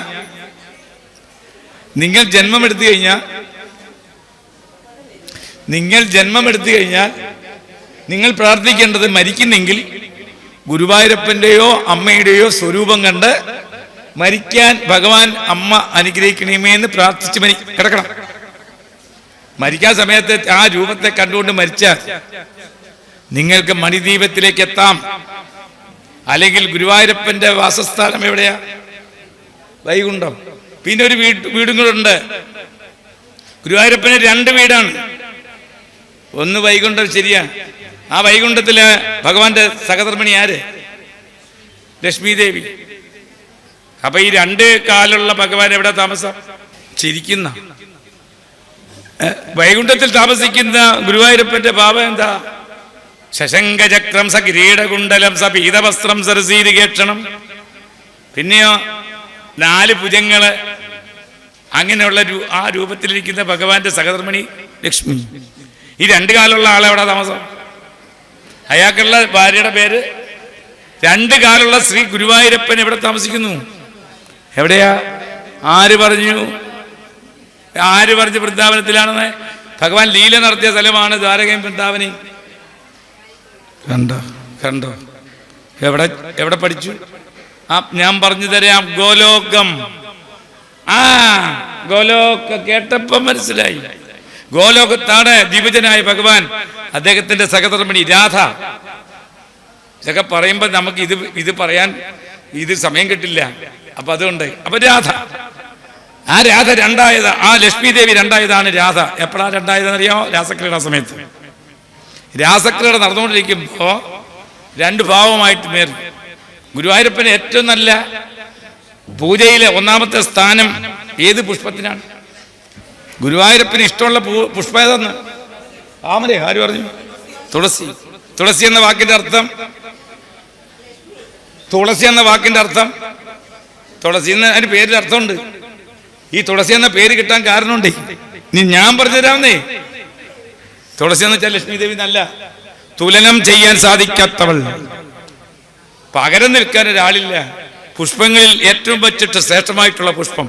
ഇതൊക്കെ ദേവീഭാഗത്തിലുള്ളതാ, പഠിക്കണം. ദേവീഭാഗത്തിന് നവാഹം നടക്കുന്ന സമയത്ത് ഈ 11 മണിക്ക് വന്നിട്ട് പ്രസാദം കഴിച്ച് തിരിച്ചു പോയാൽ പറ്റില്ല. അപ്പൊ എന്നെ പറഞ്ഞു തന്നു കഴിഞ്ഞാൽ നിങ്ങൾക്ക് എന്തുകൊണ്ട് മനസ്സിലായില്ല? മറക്കാൻ പാടില്ല. അപ്പൊ വേണ്ടതുപോലെ നിങ്ങൾ അതിനെ അധ്യയനം ചെയ്യുന്നില്ല. അതുകൊണ്ടാണ് മറന്നു പോകുന്നത്. മറവി രോഗമല്ലത്. നമ്മൾ നിരന്തരമായിട്ട് ഒരു വിഷയത്തെ പറ്റി പഠിച്ചാൽ, ഒരു പാട്ട് നമ്മൾ കാണാതെ അങ്ങ് പഠിച്ചു, പിന്നെ ഒരിക്കലും മറക്കില്ല. നിങ്ങൾ അതിനു വേണ്ടി പ്രവർത്തിക്കാത്തതുകൊണ്ടതാ. ഞാൻ ആചാര്യന്മാരെ കുറ്റം പറയില്ല. അവർ പറയുമ്പോൾ നിങ്ങൾ ഉറക്കമായിരിക്കും. ആചാര്യന്മാരെല്ലാം പറയും തുളസി ഉപാഖ്യാനം. തുളസി ഉണ്ടാവാൻ കാരണം എന്തുകൊണ്ടാണ്? തുളസിക്ക് ഗുരുവായൂരപ്പന് ഇത്ര താല്പര്യം. അതിനകത്ത് 8 നാമങ്ങളാ. വൃന്ദാവനി, വിഷ്ണു പൂജിത, വിശ്വപാവനി, പുഷ്പസാര, നന്ദിനി. ഇതൊക്കെ അതിനകത്തുണ്ട്. ഉണ്ടോ? 8 നാമങ്ങളെ കൊണ്ടാണ് വൃന്ദാവനത്തിൽ ശ്രീകൃഷ്ണ ഭഗവാൻ തുളസിയെ പൂജിച്ചത്. തുളസി ഉപാഖ്യാനം, ലക്ഷ്മി ഉപാഖ്യാനം, ഇതൊക്കെ ദേവീഭാഗത്തിലുണ്ട്. അപ്പൊ അത് ആചാര്യന്മാർ പറയുമ്പോൾ ശ്രദ്ധയോട് എഴുതി വെക്കണം, അത് പഠിക്കണം, നിങ്ങൾ പറയണം. നിങ്ങൾ അതിനാണ് എൻ്റെ കൂടെ 50 ആചാര്യന്മാരാ. 50 പേരെ ഭാഗവതം പഠിപ്പിക്കും. എൻ്റെ കൂടെ വായിപ്പിക്കാൻ പോകും. മനസ്സിലായി? അപ്പൊ ആചാര്യന്മാര് മറ്റുള്ളവരും കൂടി പഠിപ്പിച്ചിട്ട് അവരെയും ആ തരത്തിലേക്ക് എത്തിക്കാൻ ശ്രമിക്കണം. അന്ന് നമ്മളിവിടെ വന്നില്ലേ, എല്ലാവരും എൻ്റെ ശിഷ്യരാണ്. അടിയും കൊടുക്കും, അടിക്ക് പകരമുള്ള ചീത്ത കൊടുക്കുന്നു. നിങ്ങളായാലും എന്നോടൊപ്പം വന്നോ, ചീത്ത കിട്ടാതെ ആരും രംഗത്ത് വരില്ല. അവർക്ക് ചീത്ത കിട്ടിയാലൊന്നും ഒരു വിഷമമില്ല, അതിങ്ങനെ സ്ഥിരമുള്ളതാണ്. അപ്പൊ നമുക്കിനി ആ വിഷയത്തിലേക്ക് കിടക്കാം. അപ്പൊ നമ്മൾ എന്താ പറയേണ്ടത്? എന്താണ് ഈ ക്രിയ? അതായത് ഇവിടെ ക്രിയായോഗത്തെ പറ്റി പറയണം. സത്യത്തിൽ രാമായണത്തിൽ പറയുന്ന ക്രിയായോഗം പൂജാതി കർമ്മങ്ങളെ പറ്റി പറയണം. പക്ഷെ ക്രിയായോഗം അത് മാത്രമല്ല, എല്ലാ വിഷയങ്ങളിലും ആ ക്രിയായോഗത്തെ പറ്റി മഹൽ ഗ്രന്ഥങ്ങൾ വിവരിക്കുന്നുണ്ട്. ഇവിടെ ഒരു മനുഷ്യൻ ദൈവത്തിലേക്ക് എത്താൻ വേണ്ടി, അതായത് ഭഗവാനിലേക്ക് എത്താൻ വേണ്ടി പല മാർഗങ്ങളുണ്ട്, പല സമ്പ്രദായങ്ങളുണ്ട്. അതിൽ ഏറ്റവും ശ്രേഷ്ഠമായിട്ടുള്ളത് സമ്പ്രദായം, അതായത് ദേവിയിലേക്ക് എത്താനും ദേവന്മാരിലെത്താനും ഏറ്റവും ഉത്തമമായിട്ടുള്ളത് ക്രിയായോഗമാണ്.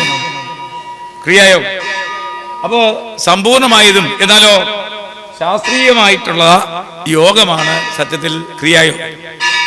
ആ ക്രിയായോഗം അത് മനുഷ്യന്റെ ആത്മാവില്, അതായത് മനുഷ്യാത്മാവില് പരിപൂർണമായിട്ടുള്ള ആ ഒരു മനുഷ്യന് പരിപൂർണമായിട്ടുള്ള ആത്മാവിന് വികാസം ഉണ്ടാവണമെങ്കിൽ അത് ആ മനുഷ്യൻ ക്രിയാമാർഗത്തെ പറ്റി കൂടുതൽ അറിഞ്ഞിരിക്കണം. അപ്പൊ അങ്ങനെ അതാണ് അതിന്റെ ലക്ഷ്യം. ഈ ക്രിയായോഗത്തെ പല പേരുകളാൽ പല തരത്തില് ഈ ക്രിയായോഗത്തെ പറ്റി പ്രതിപാദിക്കുന്നുണ്ട്. അതില് രാജയോഗം അത് ക്രിയായോഗത്തിൽ വരുന്നതാണ്. പിന്നെ വാശിയോഗം എന്ന് പറയുന്ന ഒരു യോഗമുണ്ട്, അതും ക്രിയായോഗത്തിൽ ഉൾപ്പെടുന്നതാണ്. പിന്നെ അജപ ഗായത്രി ഇതെല്ലാം ക്രിയായോഗത്തിൽ ഉൾപ്പെടുന്നതാണ്. പിന്നെ ബ്രഹ്മവിദ്യ ഇതെല്ലാം ക്രിയായോഗത്തിൽ ഉൾപ്പെടുന്നതാണ്. പിന്നെയോ ഹംസയോഗം ഇതെല്ലാം ക്രിയായോഗവുമായിട്ട് ബന്ധപ്പെട്ടതാണ്. ഹംസവിദ്യ ഇത് മഹാശാസ്ത്രമാണ്. അപ്പൊ ഇതിൽ പ്രതിപാദിക്കുന്ന വിഷയം ശാസ്ത്രീയമായ ആ ഭഗവാനെ അല്ലെങ്കിൽ ദേവിയെ പ്രാപിക്കാൻ വേണ്ടി നമുക്ക് തരുന്നതാണ്. ഭാഗവത്തിലെ 2-ാമത്തെ സ്കന്ധത്തിലാണ് ഇതിനെപ്പറ്റി പറയുന്നത്. ഭഗവാന്റെ വിരാട് സ്വരൂപത്തെ പറ്റി പറയുന്നു. പെട്ടെന്ന് ഭഗവാനെ കിട്ടണമെന്നുണ്ടെങ്കിൽ യോഗ ധാരണ, ഭഗവാനെ അംഗങ്ങൾ ധ്യാനിക്കുക, അങ്ങനെ വിരാട് സ്വരൂപത്തെ ധ്യാനിക്കുക. ഭഗവാൻ ഗുരുവായൂരപ്പന്റെ ആദ്യത്തെ അവതാരം ഏതാ? വിരാട് സ്വരൂപ അവതാരം എന്ന് പറയും, അല്ലാതെ മത്സ്യം കൂർമ്മ പരാഗമൊന്നുമല്ല. ആദ്യത്തെ അവതാരം വിരാട് സ്വരൂപ അവതാരം, ആ അവതാരമാണ്. അപ്പോ അതുപോലെ ഇതിനെ സത്യത്തിൽ യോഗശാസ്ത്രം എന്നും പറയാം. അപ്പൊ ഇതാണ് യോഗശാസ്ത്രം.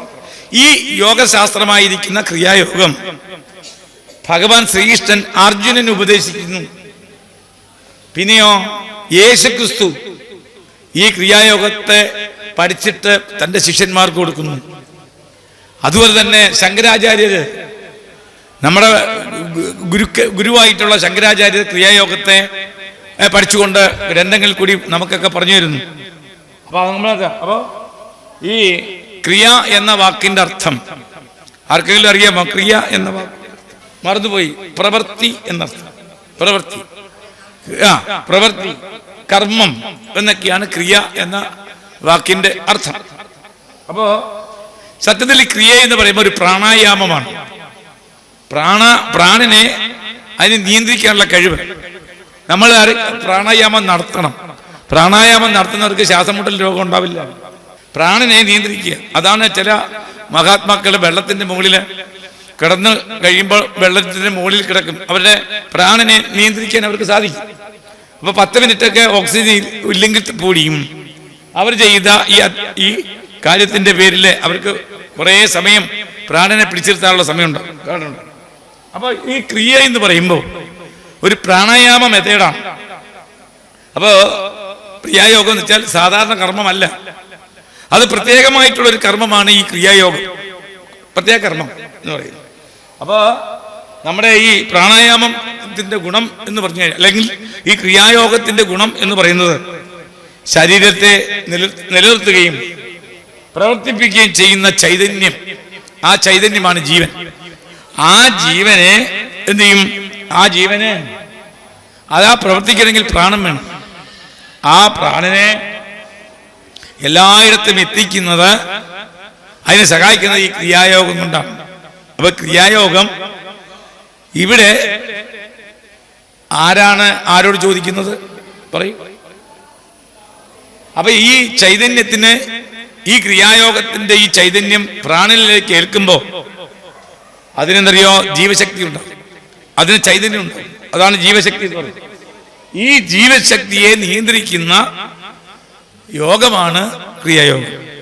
അപ്പൊ ഞാൻ ആദ്യമേ ഇതിന്റെ ആ ക്രിയായോഗത്തെ പറ്റി അല്പം ഒന്ന് മനസ്സിലാക്കി തന്നതിന് ശേഷം പിന്നെ ഈ രാമായണത്തിലെ ഈ അധ്യാത്മ രാമായണത്തിന്റെ മൂലം, കാരണം ഞാൻ ഈ മൂലം പറയാൻ കാരണം വെച്ചാൽ നിങ്ങൾക്ക് ഈ അധ്യാത്മ രാമായണം മലയാളം എഴുത്തച്ഛന്റെ ഈ മലയാളം വായിച്ച് അത് മനസ്സിലാക്കിയിട്ടുള്ള മാത്രമേ നിങ്ങൾക്ക് അറിവുള്ളൂ. ഒരു പുതിയ ഗ്രന്ഥം ഞാൻ നിങ്ങളെ പരിചയപ്പെടുത്തുക. ഒരു പുതിയ ഗ്രന്ഥം, ഇങ്ങനൊരു ഗ്രന്ഥം നിങ്ങൾക്കുണ്ട്. അതിൻ്റെ ഒരു കോപ്പി ഞാൻ ഇവിടെ കൊടുക്കുകയാണ്. പാലക്കാട് ശിവാനന്ദാശ്രമമാണ് എനിക്ക് സന്യാസം തന്നിട്ടുള്ള ആശ്രമത്തിൻ്റെ ആണ് ഈ ഗ്രന്ഥം.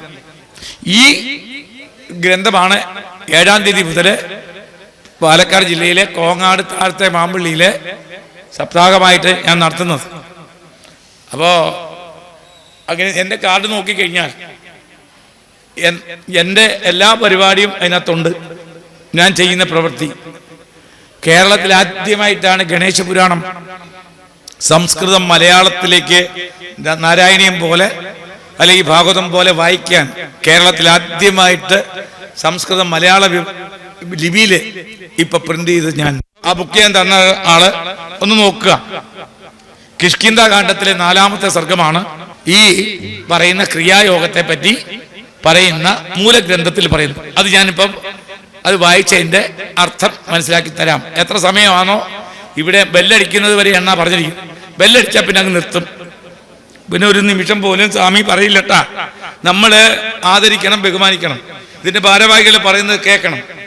പിന്നെ എനിക്ക് അതിനപ്പുറം നിൽക്കേണ്ട കാര്യമില്ല.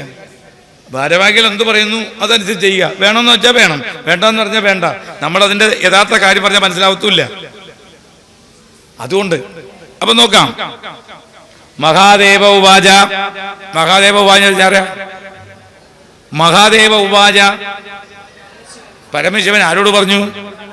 അതാര് കേൾക്കുന്നു? പാർവതി മാത്രമല്ല കേൾക്കുന്നേ. മഹാദേവൻ പാർവതിക്ക് പറഞ്ഞു കൊടുക്കുന്നെങ്കിൽ അത് നമ്മൾ കേൾക്കാനാട്ടാ. അത് നമ്മൾ കേൾക്കാനാ, നമ്മൾ കേട്ട് നല്ലവരായി തീരാനാ. അല്ലാതെ മഹാദേവന്റെ കഥ മഹാദേവൻ അറിഞ്ഞിട്ട് കാര്യമില്ല. ഭാഗവതം എന്ന വാക്കിന്റെ അർത്ഥം എന്താ എന്ന് അതറിഞ്ഞിട്ട് നിങ്ങൾ എപ്പോഴും എത്ര ഭാഗവതം കേട്ടിട്ടുണ്ട്? ഭാഗവതം എത്ര കേട്ടു? എത്ര ഇവിടെ കേട്ടു?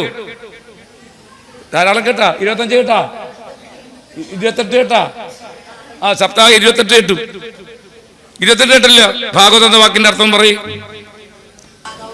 ഞാൻ അതൊന്നും ചോദിച്ചില്ല. ഭാഗവത ഇതിന്റെ അർത്ഥം പറയാനോ?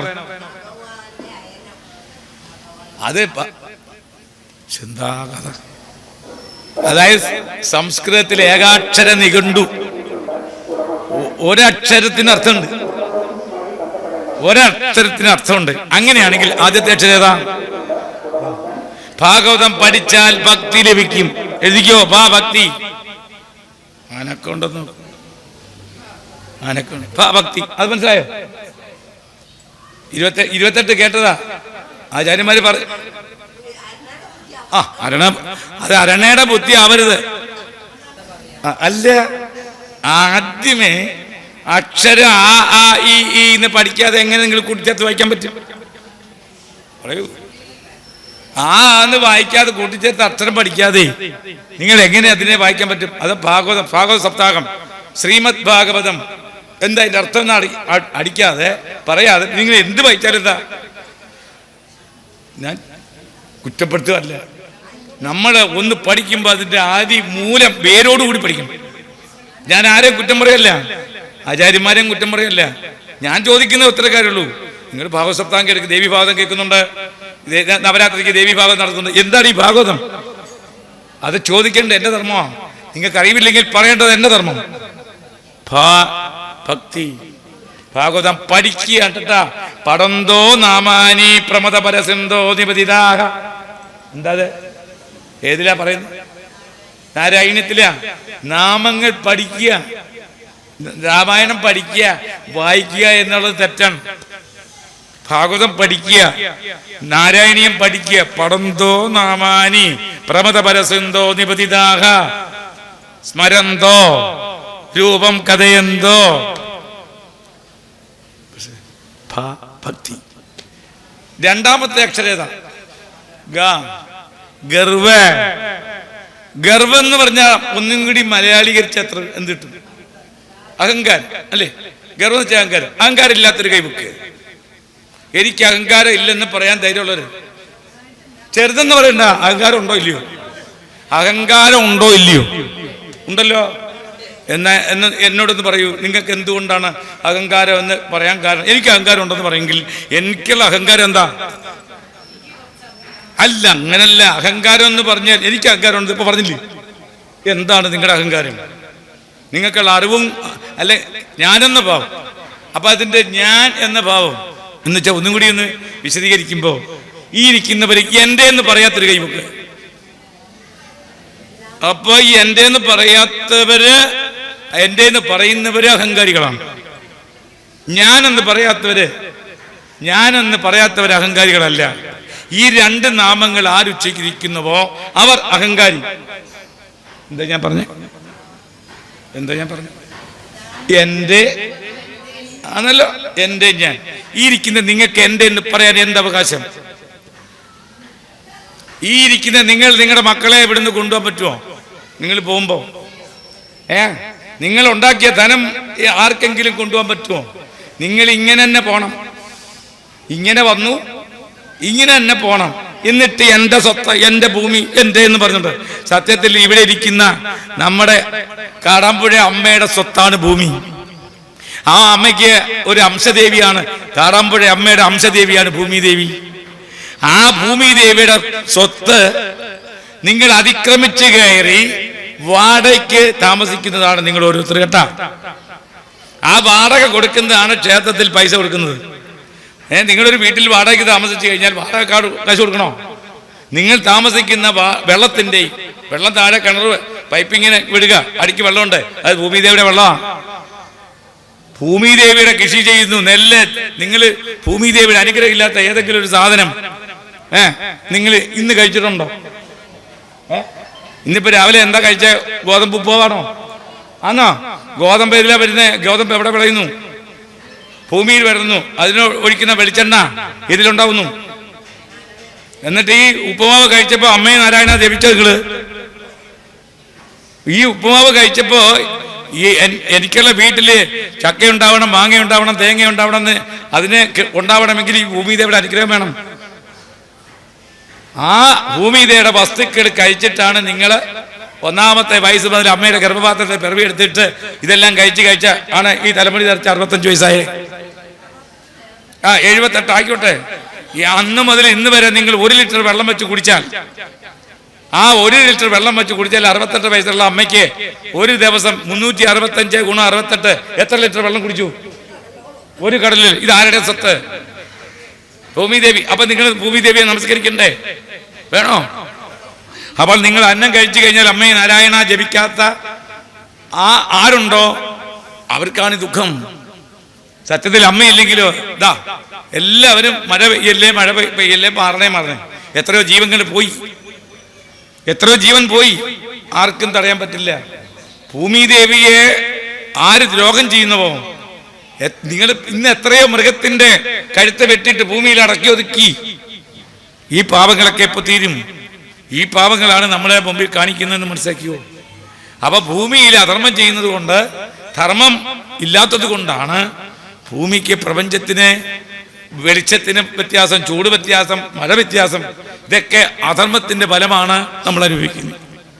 നമ്മളെ കാണിക്കുകയാണ്. ഇന്നടത്ത് വെള്ളപ്പൊക്കം ഉണ്ടായി, അല്ലെങ്കിൽ ഇന്നടത്ത് മലയിടിഞ്ഞു, എൻ്റെ വീട്ടിലും വരും എന്ന് ചിന്തിക്കാനാണ് ഈ അവസ്ഥകളൊക്കെ തരുന്നത്. നമ്മൾ ഓർത്തോ, അവർക്കുണ്ടാവുന്ന ദുഃഖം തന്നെയാണ് എൻ്റെയും ദുഃഖം. അവിടെ 100 പേര് മരിച്ചിട്ടുണ്ടെങ്കിൽ ആ മരണത്തിൽ ഒരാൾ ഞാനാണെന്ന് ചിന്തിക്കണം. അപ്പൊ ഭൂമിയെ സ്നേഹിക്കണം. ആ സ്നേഹിക്കാനാ പറയുന്നത്. അപ്പൊ അതാ പറഞ്ഞത്. അപ്പൊ ഇങ്ങനെ മഹാദേവൻ പാർവതിയോട് പറഞ്ഞു കൊടുക്കുന്ന ഈ ക്രിയായോഗം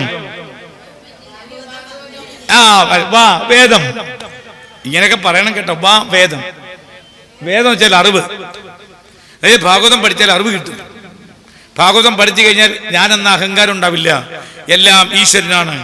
നിങ്ങളാരാ? അപ്പോ ഈശ്വരൻ എന്നുവെച്ചാൽ ഗുരുവായൂരപ്പന്റെ മറ്റൊരു പേരെന്താ? ഈ ഇരിക്കുന്ന ഓരോരുത്തരും നാരായണന്മാരാണ് അല്ലേ? ഈ അമ്മയുടെ പേരെന്താ? നാരായണൻ. ഈ അമ്മയുടെ പേര് നാരായണൻ അല്ലേ? ആണോ? ചിരിക്കുക.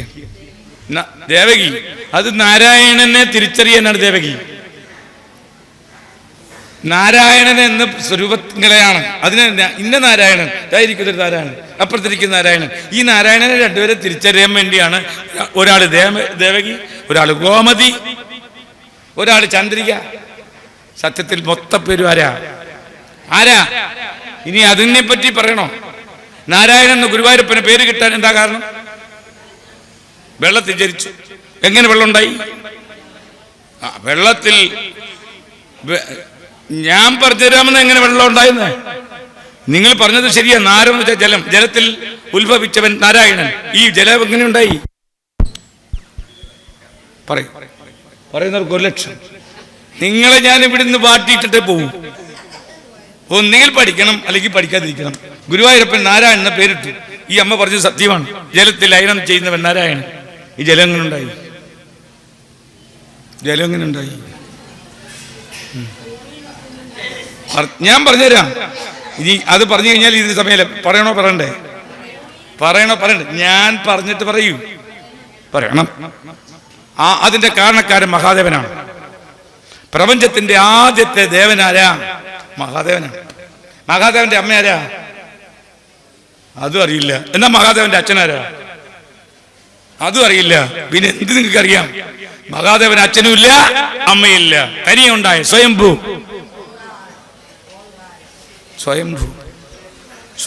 തനിയെ ഉണ്ടായ ദേവനാണ് ആര്? മഹാദേവൻ. അപ്പൊ പ്രപഞ്ചത്തിന്റെ ആദ്യത്തെ ചൈതന്യ സ്വരൂപനാണ് ആര്? അപ്പൊ പ്രപഞ്ചം ഉണ്ടാകുന്ന സമയത്ത് ആദ്യത്തെ ചൈതന്യം ശിവനിൽ നിന്നാണ് അമ്മയുണ്ടായത്. ശിവനിൽ നിന്നാണ് വിഷ്ണു ഉണ്ടായത്. അപ്പൊ ഞാൻ പറയുമ്പം ആ കഥയിലേക്ക് പോകുമ്പോ ഇത് അല്പമേ പറയാൻ പറ്റൂ. മണി അടിക്കുമ്പോൾ നിർത്താനാ പറഞ്ഞു. അപ്പോ പറയും തത്വം. എഴുതിക്കോ അമ്മമാരെ. തത്വം. ഇതിനകത്ത് കഥയുണ്ട്. ഭാഗവത്തിലൊക്കെ കഥയുണ്ട്, ദേവിഭാഗത്തിലെ കഥയുണ്ട്. മഹിഷാസുരമർദ്ദിനി, ശുംഭനിശുംഭന്മാരുടെ കഥ, നാരായണീയ, ഇതൊക്കെ കഥകളാണ്. ഈ കഥയിൽ കൂടി തത്വം മനസ്സിലാക്കണം. അമ്മയുടെ അവതാരത്തിന് മഹിഷാസുരമർദ്ദിനി, മഹിഷനാരാ? മഹിഷൻ പോത്തിനെ പോലെ ജീവിക്കുന്നവരാരാണോ അവൻ മഹിഷൻ. അവന് ഈശ്വരവിശ്വാസം ഇല്ല. ഈശ്വരവിശ്വാസം ഇല്ലാത്തവനും ഈശ്വരനെ വിശ്വസിക്കുന്നവരെയും നാമം ജപിക്കുന്ന നിങ്ങളെയൊക്കെ ആരെങ്കിലും ആക്ഷേപിക്കുന്ന അവൻ മഹിഷൻ തന്നെയാ. അവൻ മഹിഷൻ. ആ മഹിഷനെ അമ്മയുടെ ചൈതന്യമായിട്ടുള്ളവർ ആ ചൈതന്യം ഇല്ലാതാക്കും. അജ്ഞാനത്തെ നശിപ്പിക്കുന്നു ദേവി. അതാണ് മഹിഷാസുരനെ അമ്മ കൊന്നെന്ന് പറഞ്ഞാൽ ശ്രീരൂപം കെട്ടി ആ ഓരോ ദേവന്മാരോരോ ആ അമ്മയ്ക്ക് മുഖം കൊടുത്താരെ പറയുമ്പോ ഇതൊക്കെ നമ്മുടെ മഹിഷാസുരനെ കൊല്ലാൻ വേണ്ടി നമ്മുടെ പിന്നെ കാടാമ്പുഴ അമ്മയുടെ മുഖം കൊടുത്തതാര്? അതെ, മഹാദേവൻ. സത്യമാണ്. അതായത് ഏറ്റവും കൂടുതൽ മുഖത്തിന്റെ കണ്ണ്, മൂക്ക്, വായ, അതിന് മുഖത്തിന്റെ 3/4 ഭാഗവും ശിവന്റെ ചൈതന്യം കൊണ്ടായതാണ്. ബാക്കി ഭാഗം ബ്രഹ്മാവിന്റെയും വിഷ്ണുവിന്റെ ചൈതന്യം. അങ്ങനെ 3 ദേവന്മാരുടെ ചൈതന്യമാണ് കാടാമ്പുഴ അമ്മയുടെ മുഖം. മനസ്സിലായ? ഞാൻ പറയുന്ന ഒറ്റ കാര്യവും ഞാൻ എൻ്റെ സ്വന്തമായിട്ട് പറയില്ല. നിങ്ങൾ ദേവി മഹാത്മ്യ കഥ എടുത്ത് നോക്കുമ്പോൾ അതിനകത്ത് ഓരോ ദേവന്മാര് അമ്മയുടെ ശരീരഭാഗങ്ങൾ കൊടുത്തിട്ടുണ്ട്. അതിനകത്ത് അമ്മയ്ക്ക് വാഹനം കൊടുത്താരാ? അമ്മയുടെ വാഹനം ഏതാ? അത് പറയണെങ്കിൽ സൈക്കിളാണോ കാറാണോ? സിംഹം വാഹനം കൊടുത്താര്? എന്തിനാ നിങ്ങൾ ഇവിടെ കുത്തിയിരിക്കുന്നത്? ദേവേന്ദ്രൻ ആര് പറഞ്ഞു? സിംഹം വാഹനം കൊടുത്തത് പാർവതിയുടെ അച്ഛനാ. പാർവതിയുടെ അച്ഛനാണ് സിംഹം വാഹനമായി കൊടുത്തത്. പാർവതിയുടെ അച്ഛനാര്? അച്ഛൻ ആര് പറഞ്ഞു? എന്താ നിങ്ങൾ 28 സപ്താഹം കേട്ടാലും 28 ദേവി ഹിമവാൻ പർവ്വതമാണ്. ഹിമവാൻ ആയ പർവ്വതം മനുഷ്യ സ്വരൂപം എടുത്തിട്ട് പാർവതിയുടെ അച്ഛനായിട്ട് വരികയാണ്. അമ്മയുടെ പേര് ഒരു സിനിമാ നടിയുടെ പേരാണ്. അവസാനത്തെ അക്ഷരം മാറിക്കഴിഞ്ഞാൽ പാർവതിയുടെ അമ്മയുടെ പേരാവും മേനക സിനിമാ നടി. ഓർമ്മയുണ്ട്? പണ്ടത്തെ നടി. കായ എന്നൊരു അക്ഷരം മാറിയ മേനയുടെ അച്ഛനാരാ? പിതൃക്കളുടെ മകളാണ് മേന. അത് മേനയ്ക്ക് 2 സഹോദരിമാരുണ്ട്. ഒന്ന് സീതയുടെ അമ്മ, മറ്റൊന്ന് രാധയുടെ അമ്മയായിട്ട് മാറി. ഇതൊക്കെ ഓരോ പുരാണങ്ങളിൽ പറഞ്ഞു തരുന്നതാണ്. ഞാൻ ഈ ശിവപുരാണമൊക്കെ നടത്തുന്നത് കൊണ്ടാണ് എനിക്കിത് പറയാൻ ധൈര്യം. മുക്കാലും ആചാര്യന്മാരെ ഒന്നുകിൽ സപ്താഹം മാത്രം അല്ലെങ്കിൽ ദേവീഭാഗവതം മാത്രം. ഞാൻ ശിവപുരാണം, സ്കന്ദപുരാണത്തിന് എത്ര ശ്ലോകം? 81,100 ശ്ലോകം. ആ ഗ്രന്ഥം 2 ക്ഷേത്രത്തിൽ നടത്തി. പോരെ, എനിക്കിനി ഒന്നും കൊണ്ടുപോകാനില്ല. 500 ക്ഷേത്രത്തിൽ പരിപാടി നടത്തി.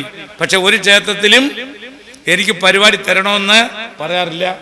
എന്നെ ആവശ്യമുള്ളവരെ അതിനൊരു നമ്പർ എപ്പോഴെങ്കിലും കിട്ടും. ഞാൻ ഇന്ന് വരെ, ഞാനിവിടെ ഒരു പ്രാവശ്യം വന്നപ്പോൾ ഒരു നമ്പർ കൊടുത്തു, ആഫീസിൽ കൊടുത്തു. അത് പിന്നെ അവർ നോക്കി കാണുമെന്ന് എനിക്ക് തോന്നുന്നില്ല. എന്തായാലും ഇപ്പം നോക്കി, അല്ലെങ്കിൽ ഇവരില്ലല്ലോ. അതൊക്കെ അമ്മ നിശ്ചയിക്കും. എപ്പോൾ വരണം, എപ്പോൾ എൻ്റെ കഥകൾ പറയാൻ നിനക്ക് അവസരം തരുന്നു. ഇന്നാണെങ്കിൽ വേറൊരു ആചാര്യനാണെങ്കിൽ വരില്ല. അത്ര ത്യാഗം ചെയ്തിട്ടാണ് വരുന്നത്. അത്ര ഞാൻ ഒറ്റ പ്രാർത്ഥനയുള്ളൂ, അമ്മേ കാടാമ്പുഴ അമ്മേ, ഞാൻ 10 മണിക്ക് വരാമെന്ന് പറഞ്ഞു. 10-ന് 1 മിനിറ്റെങ്കിലും നേരത്തെ എന്നെ എത്തിക്കണേന്ന് പറഞ്ഞു. വണ്ടിയില്ല. ഓരോ വണ്ടി കയറിയപ്പോൾ കേച്ചേരിയിലേക്ക് എപ്പുറം വന്നപ്പോൾ വണ്ടി പോകുന്നില്ലെന്ന് പറഞ്ഞു. അവിടെ നിന്ന് തിരിച്ച് നേരെ നമ്മുടെ അടുത്ത് വന്നു. ഞാൻ ഇന്ന് അമ്മയുടെ കഥകൾ പറയാൻ എനിക്ക് സാധിക്കത്തില്ലല്ലോ. അങ്ങനെ എങ്ങാണ്ടുന്നോ ഒരാൾ വന്നിട്ട്, ഞാൻ ഇന്നിവിടെ വരാൻ കാരണം എന്നെ ഈ സഞ്ചിയൊക്കെ കണ്ടിട്ട് സ്വാമി എങ്ങോട്ട് പോകുന്നു ചോദിച്ചു. എനിക്ക് കുന്നംകുളത്ത് പോകണം, ഞാൻ ഗുരുവായൂരിലേക്ക് പോകാമെന്ന്. അപ്പം ഞാൻ വിചാരിച്ചു ഗുരുവായൂർ പോയി കഴിഞ്ഞാൽ എനിക്ക് വണ്ടി കിട്ടാൻ സാധ്യതയുണ്ട്. നേരെ ഗുരുവായൂരപ്പൻ്റെ അരികെ ചെന്നപ്പോൾ അവിടെ വണ്ടി എപ്പോഴും ഇല്ല എന്ന് പറഞ്ഞു. അപ്പോഴെൻ്റെ മനസ്സ് പറഞ്ഞു എനിക്ക് കുന്നംകുളത്ത് വീണ്ടും പോവാം. അപ്പോഴേ വേറൊരാൾ ഇതുപോലെ, വണ്ടിയില്ലല്ലോ, വേറൊരാൾ ഇതുപോലെ വാങ്ങാട്ടെ ഞാൻ കുന്നംകുളം പോയി വന്നു. അത് ഒരു പരിചയമില്ല. അതാണ് നമ്മൾ അമ്മയ്ക്ക് വേണ്ടി സേവനം ചെയ്യാൻ പോയി കഴിഞ്ഞാൽ അവിടെ എന്ത് തടസ്സം ഉണ്ടായാലും ആ തടസ്സം നമുക്ക് മാറ്റി അമ്മ നമ്മളെ കൊണ്ടുവയ്ക്കേണ്ടടുത്ത് കൊണ്ടുവെക്കുന്നുള്ള പൂർണ്ണ വിശ്വാസം. നമ്മൾ അമ്മയെ വിശ്വസിക്കണം. ധനത്തിന് വേണ്ടി അല്ലെങ്കിൽ കാര്യം സാധിക്കാൻ വേണ്ടി അമ്മയെ സേവിക്കാൻ പാടില്ല. അതാണ് ഞാൻ വിശ്വസിക്കുന്നത്. ധനത്തിന് വേണ്ടിയല്ല. ധനം ഉണ്ടാക്കാനാണെങ്കിൽ 500-ൽ പരം ക്ഷേത്രത്തിൽ നടത്തിയ എനിക്ക് ഇന്ന് കോടിക്കണക്കിന് കാശുണ്ടാക്കാം. ഇവിടുത്തെ വലിയ ആചാര്യന്മാര് എൻ്റെ പരിപാടിക്ക് ശിവപുരാണത്തിന് വരെ ഉദ്ഘാടനം ചെയ്യാനും വന്നിട്ടുണ്ട്. എന്നിട്ടും അവർ പറയുന്നത് ഞാൻ സപ്താഹം മാത്രമേ ചെയ്യൂ. ഈ സ്വാമി എല്ലാ പുരാണങ്ങളും കൈകാര്യം ചെയ്യുന്ന ഒരു മഹാത്മാവാണ്. ഞാൻ മഹാത്മാവല്ല. ആ ആചാര്യൻ പറഞ്ഞതാ, പേര് ഞാൻ പറയുന്നില്ല. ആ ആള് ഗുരുവായൂരിലൊരു പരിപാടി നടത്തിയപ്പോൾ എൻ്റെ കാൽക്കൽ നമസ്കരിച്ചു. ഞാൻ അതിനുള്ള ആളല്ല. എൻ്റെ ശരീരത്തെയല്ല അദ്ദേഹം നമസ്കരിച്ചത്. എനിക്ക് ആ ശിവന്റെയും ഭഗവാന്റെയും കഥ പറയാനുള്ള ഒരു സാഹചര്യം ഉണ്ടാക്കി തന്നതുകൊണ്ട് എൻ്റെ കാലിൽ നമസ്കരിച്ചു. അല്ലാതെ എൻ്റെ ശരീരത്തെ നമസ്കരിക്കാൻ പാടില്ല. ആരും ആരുടെയും ശരീരത്തെ നമസ്കരിക്കാൻ പാടില്ല. ഈ അമ്മ ഞാൻ നമസ്കരിക്കുന്നെങ്കിൽ ഈ അമ്മയുടെ ശരീരത്തെ അല്ല നമസ്കരിക്കേണ്ടത്. ആ ചിന്ത ഉണ്ടാവണം. അവളെ എന്തിനു നമസ്കരിച്ചു എന്ന് ഒരാളും പറയാൻ പാടില്ല. അവരുടെ ഉള്ളിൽ ഒരു ചൈതന്യമുണ്ട്. ആ ചൈതന്യം അത്തയാണ്. നിങ്ങൾ എല്ലാവരും ഗുരുക്കന്മാരാണ്. ഈ ഇരിക്കുന്ന നിങ്ങൾ ഓരോരുത്തരും ഗുരുക്കന്മാരാണ്. നിങ്ങളുടെ ഓരോരുത്തരുടെയും പാദത്തിൽ എനിക്ക് നമസ്കരിക്കണം. ആ ഒരു ഭാവം ഉണ്ടാവണം. അത് ഈ അമ്മ എൻ്റെ കാൽക്കൽ എനിക്ക് നമസ്കരിക്കേണ്ടത് ആവശ്യമാണ്. അവിയൽ വെക്കാൻ പറഞ്ഞു കഴിഞ്ഞാൽ എനിക്കറിയില്ല, ഞാൻ തിന്നാനേ പറ്റൂ. ഈ അമ്മ അവിയൽ വെക്കും. അപ്പൊ ഗുരുവാരാ? കേക്ക് എനിക്ക് തിന്നാനേ പറ്റൂ, അവിയൽ വെക്കാൻ അറിയില്ല. ഈ അമ്മയ്ക്ക് അവിയൽ വെക്കാൻ അറിയാം. അപ്പൊ എൻ്റെ ഗുരുവാരാ? അമ്മ. ഞാൻ തിന്നാനേ പഠിച്ചിട്ടുള്ളൂ, എനിക്ക് അവിയൽ വെക്കാൻ അറിയില്ല. എന്നിട്ട് ഒരാൾ പറയാ തെങ്ങ കയറിയ തേങ്ങ എടുക്ക് സ്വാമി, എനിക്കറിയില്ല. ആ തേങ്ങയിൽ കയറുന്ന ആ തേങ്ങ എടുത്തുന്ന ആളോട് പറയാം ഭാഗവതം വായിച്ചത് പറഞ്ഞു കൊടുക്കാൻ. ഒരു ആളെ പോലും കുറ്റം പറയാൻ നമുക്ക് അവകാശമില്ല കേട്ടാ. ഓരോരുത്തരിലും ഓരോ കഴിവുണ്ട്. ആ കഴിവിനെയാണ് നമ്മൾ മാനിക്കേണ്ടത്. ഇതാ മനസ്സിലാക്കേണ്ടത്. അപ്പോ നമ്മൾ ഒരു കാര്യത്തിന് ഇറങ്ങിക്കഴിഞ്ഞാൽ അതിന് വിഘ്നങ്ങളുണ്ടാവും. ആ വിഘ്നത്തിനെ തരണം ചെയ്ത് ലക്ഷ്യസ്ഥാനത്തെത്താൻ ഭാഗവതത്തിൽ ഭഗവാൻ ആദ്യം തന്നെ നമുക്ക് പറഞ്ഞിരുന്നു. ആ അവതാരമാണ് വരാഹാവതാരം. വരാഹാവതാരം എന്ന് കേട്ടിട്ടുണ്ടോ? വരാഹാവതാരം കേട്ടിട്ടുണ്ടോ? ഞാൻ നിങ്ങൾക്ക് അതിനെ വ്യക്തമാക്കി പറയാം. ഭൂമി ദേവിയെ ഈ ഹിരണ്യാക്ഷൻ എന്ന് പറയുന്ന അസുരൻ ഭൂമി ദേവി എൻ്റെ എന്ന് പറഞ്ഞുകൊണ്ട് അടക്കി പിടിച്ചു വെച്ചിരിക്കുകയാണ്. എന്നിട്ട് ഭൂമി ദേവി ഭഗവാന്റെ ഭാര്യയാണ്. തൻ്റെ ഭാര്യയെ പൊക്കി ഒരു പന്നിയുടെ രൂപം എടുത്തിട്ട് ചുണ്ടിൽ വെച്ചിട്ട് മേപ്പോട്ട് വന്നപ്പോൾ ഭഗവാന് എന്നിട്ട് പറയടാ കാടം പന്നി എന്നാ പറഞ്ഞു. ആര് വിളിച്ചത്? നിങ്ങളെ കാണാൻ കാടം പന്നി എന്ന് വിളിച്ചാൽ പിന്നെ എനിക്ക് ഇവിടുന്ന് പോവാം. നിങ്ങളെ കാണാൻ ഞാൻ എൻ്റെ നാക്കിൽ നിന്നൊരു അസഭ്യം പറഞ്ഞാൽ എനിക്ക് ഇവിടുന്ന് പോകാൻ പറ്റുമോ? പറ്റില്ല, കേക്കടോ. എന്നിട്ട് ഭഗവാനെ ഹിരണ്യാക്ഷൻ എന്താ വിളിച്ച? കാടം പന്നി. ഭഗവാന്റെ ചുണ്ടിൽ, അതായത് വരാഹത്തിന്റെ ചുണ്ടിൽ ഭൂമി ഇരിക്കുകയാണ്. എന്നിട്ടാണ് ഹിരണ്യാക്ഷൻ. നിങ്ങൾ ഓരോരുത്തരും ഹിരണ്യാക്ഷന്മാരാ അനക്കൊണ്ടെന്ന്. നിങ്ങൾ ഓരോരുത്തരും ഹിരണ്യകശിപുവാ. ഇനി അർത്ഥം പറയട്ടെ, അല്ലെന്നാരെങ്കിലും പറയാം. ഹിരണ്യം എന്ന് വെച്ചാൽ എന്താ? സ്വർണം. അക്ഷം, നോട്ടം. സ്വർണത്തിൽ നോട്ടം. സ്വർണം ആരെങ്കിലും കളയോ? പളുങ്കുമാല പോലെ ഇല്ല. സ്വർണ്ണ ധനം. ധനത്തിൽ ആഗ്രഹമില്ലാത്തൊരു കൈവക്കിയേ വെറുതെ അയ്യോ ഇവിടെ വരുന്നവർക്കൊക്കെ ഓരോ പവന്റെ മാല സ്വാമി കൊടുക്കുമെന്ന് പറഞ്ഞേ. അപ്പൊ ഈ അമ്മ മുമ്പേ വരും. ചുമ്മാതെ കിട്ടുന്നില്ലേ? ഒരു വിഷ്ണു സഹസ്രനാമം ഇവിടെ ഞാൻ 10 എണ്ണം കൊടുക്കാൻ നിൽക്കാൻ ഉള്ളവരും വരും. എനിക്ക് എന്താ 1000 വിഷ്ണു സഹസ്രനാമം വെക്കുക. എന്നിട്ട് എനിക്ക് എൻ്റെ വീട്ടിലുണ്ട്, അതില്ലാത്തവർക്ക് കൊടുക്കാന്ന് ആരെങ്കിലും ഇതായിരിക്കും കിട്ടുന്ന കേക്ക്. ഒരു പിന്നെ ഗോതമ്പ് പൊടിക്കാത്ത ഒരു ഗ്ലാസ് കിട്ടുകയെന്ന് വെച്ചാൽ ആ ഗ്ലാസിന് വേണ്ടി ഓടും. ഈ അമ്മ ഓടും, ഞാനും ഓടും, ഇതും ഓടും. അപ്പൊ എൻ്റെ വീട്ടിൽ ഗ്ലാസ് ഉണ്ടെന്ന് ചിന്തിക്കില്ല. ഒരു അധികം കിട്ടുന്നില്ലേ, വെറുതെ കിട്ടുന്നില്ലേ? അപ്പൊ ഏതിനോടും ആഗ്രഹം കൂടുതലുള്ളവരാരാ? ഹിരണ്യാക്ഷൻ. അപ്പൊ ആഗ്രഹം ഇല്ലാത്തവരില്ലല്ലോ. ഈ ഏതെങ്കിലും ഒന്നിൽ ആഗ്രഹം ഇല്ലാത്തവരില്ല. ആഗ്രഹങ്ങളുള്ളവര്, അന്യന്റെ മുതലിനോട് താല്പര്യമുള്ളവര്, അന്യനെ ദുഃഖിപ്പിക്കുന്നവര്, ഇവരൊക്കെ ഹിരണ്യാക്ഷൻ. ഞങ്ങളെ ചേട്ടൻ എന്താ? ഹിരണ്യകശിപു. കശിപു എന്ന് വെച്ചാൽ മെത്ത. സ്വർണ്ണ മെത്തയിൽ കിടന്നുറങ്ങുന്നവനോ അതോ സ്വർണത്തിൽ മോഹമുള്ളവനോ? അഹങ്കാരത്തിന്റെ ഏറ്റവും കൂടുതലുള്ളവരാ പറയൂ. സ്വർണം മെത്തയിൽ കിടന്നുറങ്ങുന്നവനാണ് അഹങ്കാരം കൂടുതൽ, അതോ സ്വർണത്തിൽ താല്പര്യം, ധനത്തിൽ താല്പര്യമുള്ളവരാണ്? മെത്തയിൽ. അമ്മ പറഞ്ഞ സത്യമാണ്. സ്വർണം മെത്തയിൽ കിടന്നുറങ്ങുന്നവനാണ് ഭഗവാനെ ചെറുതായിട്ട് കാണുന്നത്. മനസ്സിലാക്കണം? ഭഗവാനെ ആദരിക്കാത്തതും ബഹുമാനിക്കാത്തതും ഞാൻ ഭഗവാനേക്കാൾ വലിയവനാണെന്ന് ചിന്ത. അതുകൊണ്ട് ക്ഷേത്രത്തിലെ പൂജാരിമാരും മറ്റുള്ള സേവകരും എന്ത് ചെയ്യണമെന്നറിയോ? ഞാനില്ലെങ്കിൽ ഈ കാടാമ്പുഴ അമ്മയ്ക്ക് വേറെ ഒരാളും ചെയ്യാനില്ലല്ലോ ചിന്ത തെറ്റ്. ഒരാളില്ലെങ്കിലും ഒരാൾ വരും. ഭഗവാൻ അമ്മയുടെ സേവകരായിട്ട് എനിക്ക് 10-15 വർഷം അല്ലെങ്കിൽ 20 വർഷം ഈ കടാമ്പുഴ അമ്മയുടെ സേവകനായിട്ട് അമ്മ തന്നത്. അമ്മയെ നമസ്കാരം എന്ന് രാവിലെ വന്ന് ദിവസേന വന്ന് തൊഴണം. അമ്മയുടെ കാൽക്കൽ വീണ് നമസ്കരിക്കണം. അമ്മയുടെ പാദത്തെ എനിക്ക് സേവിക്കാനൊരു ഭാഗ്യം. അത് അമ്മയുടെ മിറ്റം തൂക്കുന്നവർ മുതൽ ഏറ്റവും ഉയർന്ന തലത്തിൽ ഇരിക്കുന്ന ആൾക്കാർ വരെ ആ പാദത്തിൽ നമസ്കരിക്കണം. അല്ലെങ്കിൽ ഞാനില്ലെങ്കിൽ അമ്മയ്ക്ക് പ്രസാദം കൊടുക്കാൻ ആളില്ല എന്നൊരു ചിന്ത വേണ്ട. അതൊക്കെ അഹങ്കാരമാണ്. അഹങ്കാരം അമ്മയുടെ എനിക്ക് ആര് കാണിക്കുന്നവോ അമ്മ കുറെ മാക്സിമം ക്ഷമിക്കും. ആ ക്ഷമയുടെ നെല്ലിപ്പഴമൊക്കെ കൊടുക്കും. പിന്നെ ഒരിക്കലും അതിൽ നിന്ന് പിന്തിരിയാൻ പറ്റാത്ത രീതിയിലായിരിക്കും കൊടുക്കുന്നത്. അല്ല ചൂണ്ട വെള്ളത്തിയിട്ട് കഴിയുമ്പോൾ ആ ചൂണ്ടയിൽ മീൻ പിടിക്കുന്ന എന്താ? മീന് നല്ലൊരു ആഹാരം കഴിക്കാം എന്ന് പറഞ്ഞാൽ ചെന്ന് കൊത്തി കഴിഞ്ഞാൽ പിന്നെ അതിനെ വലിക്കും. പിന്നെ എൻ്റെ ജീവൻ അതോട് തീർന്നു. ഇതാണ്. അപ്പൊ അമ്മയെ സേവിക്കുന്നവര് എന്ത് ചെയ്യും? മനസ്സും ശരീരവും എല്ലാം ആ ദേവിയിൽ സമർപ്പിക്കുന്നവർക്ക് മാത്രമേ പൂർണ്ണമായ സന്തോഷം ഉണ്ടാവും. അല്ലാത്തവർക്കൊക്കെ സന്താപങ്ങളെ കൊണ്ട് മരിക്കേണ്ടതായിട്ട് വരും. എന്താ പറയുക? നിഷ്കാമമായ ഭക്തിയാണ് നമുക്ക് ആവശ്യം. സത്യത്തിൽ അമ്മയോട് പ്രാർത്ഥിക്കേണ്ടത് ഒറ്റ കാര്യമുള്ളൂ. നിങ്ങളുടെ എല്ലാ അവസ്ഥയും ആർക്കറിയാം?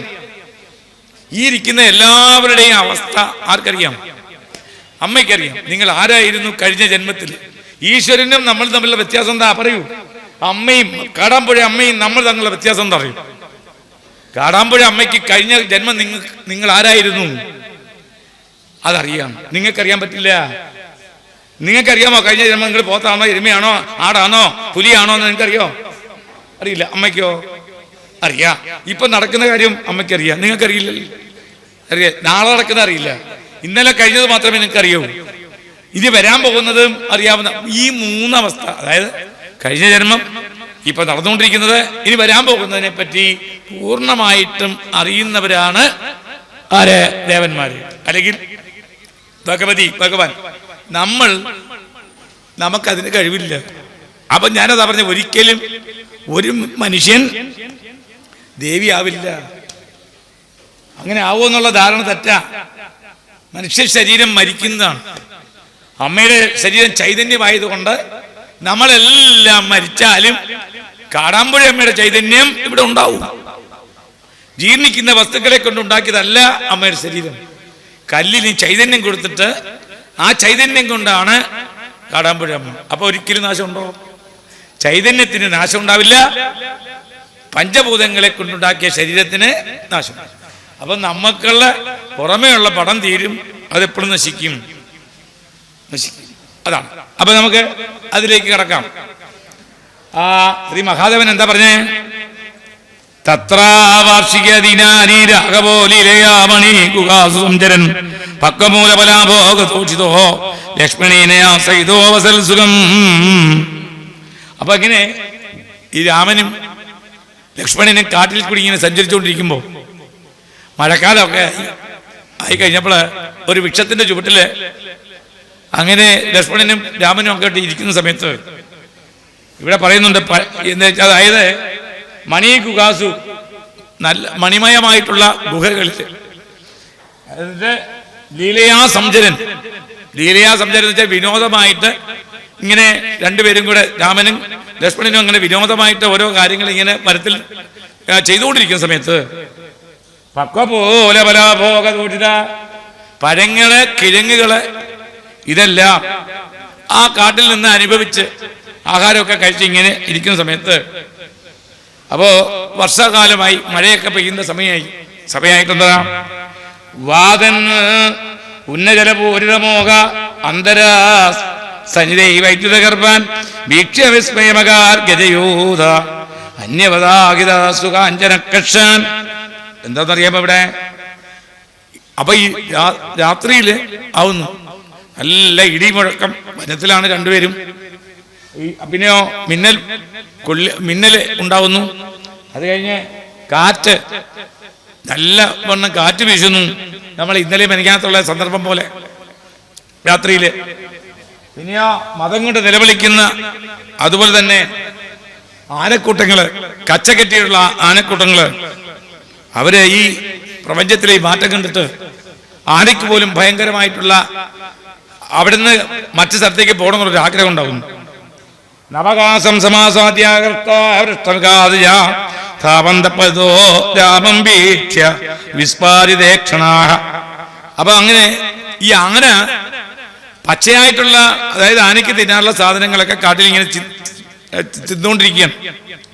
അപ്പൊ അങ്ങനെ ആന നല്ല കൊഴുത്ത് തടിച്ചതാ, കാട്ടിലുള്ള ഈ പച്ച ഇലകളൊക്കെ തിന്ന് കൊഴുത്ത് തടിച്ച ഈ ആന, മൃഗങ്ങള്, പക്ഷികള്, ഇതെല്ലാം നല്ല തടിച്ചു കൊഴുത്തവരാ. നമ്മളെ പോലെ പട്ടിണി കിടക്കുന്നവരൊന്നും അല്ല.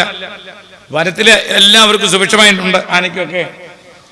അപ്പൊ അങ്ങനെ ഇരിക്കുന്ന സമയത്ത് ശ്രീരാമചന്ദ്രസ്വാമി ആ സമയത്ത് ഈ ആനകളെയും പക്ഷികളെയും ഒക്കെ നോക്കി അങ്ങനെ സന്തോഷമായിട്ടിരിക്കുന്ന സമയത്ത്, അപ്പൊ അതായത് പ്രപഞ്ചത്തിന് മൊത്തം സൗന്ദര്യവൽക്കരണമായ കാര്യങ്ങൾ രാമൻ കാണുകയാണ്. ആനയ്ക്ക് കുഴപ്പമില്ല, പക്ഷിമൃഗാദികളൊക്കെ സന്തോഷം, മറ്റുള്ള എല്ലാ ജീവികളും അവിടെയുള്ള ആ വനത്തിൽ കിട്ടുന്ന സാധനങ്ങളെ കൊണ്ട് ആഹാരമൊക്കെ കഴിച്ച് സന്തോഷവാനായിട്ട് സന്തോഷവതികളായിട്ടിരിക്കുന്നത് കണ്ടപ്പോൾ ആ വനത്തിൽ താമസിക്കുന്ന, വനത്തിൽ ലക്ഷ്മണനുമായിട്ടും സീതയുമായിട്ടിരിക്കുന്ന ആ രാമന് എന്തെന്നില്ലാത്ത സന്തോഷമുണ്ടായി. കണ്ണ് നന്നായി വികസിച്ചു എന്നാണ്. 3 തരത്തിലുള്ള കണ്ണാ നിങ്ങൾക്ക്. അങ്ങനെയൊക്കെ ഉണ്ടെന്ന് 3 തരാണ് ഈ അമ്മയുടെ കണ്ണ്. എപ്പോഴാ വികസിക്കുന്നത്? ഇതൊക്കെ പറയുമ്പോ 3 തരത്തിലുള്ള കണ്ണാ നിങ്ങൾക്ക്. ഈ മഹാദേവന്റെ കിരാതാവതാരമുണ്ട്.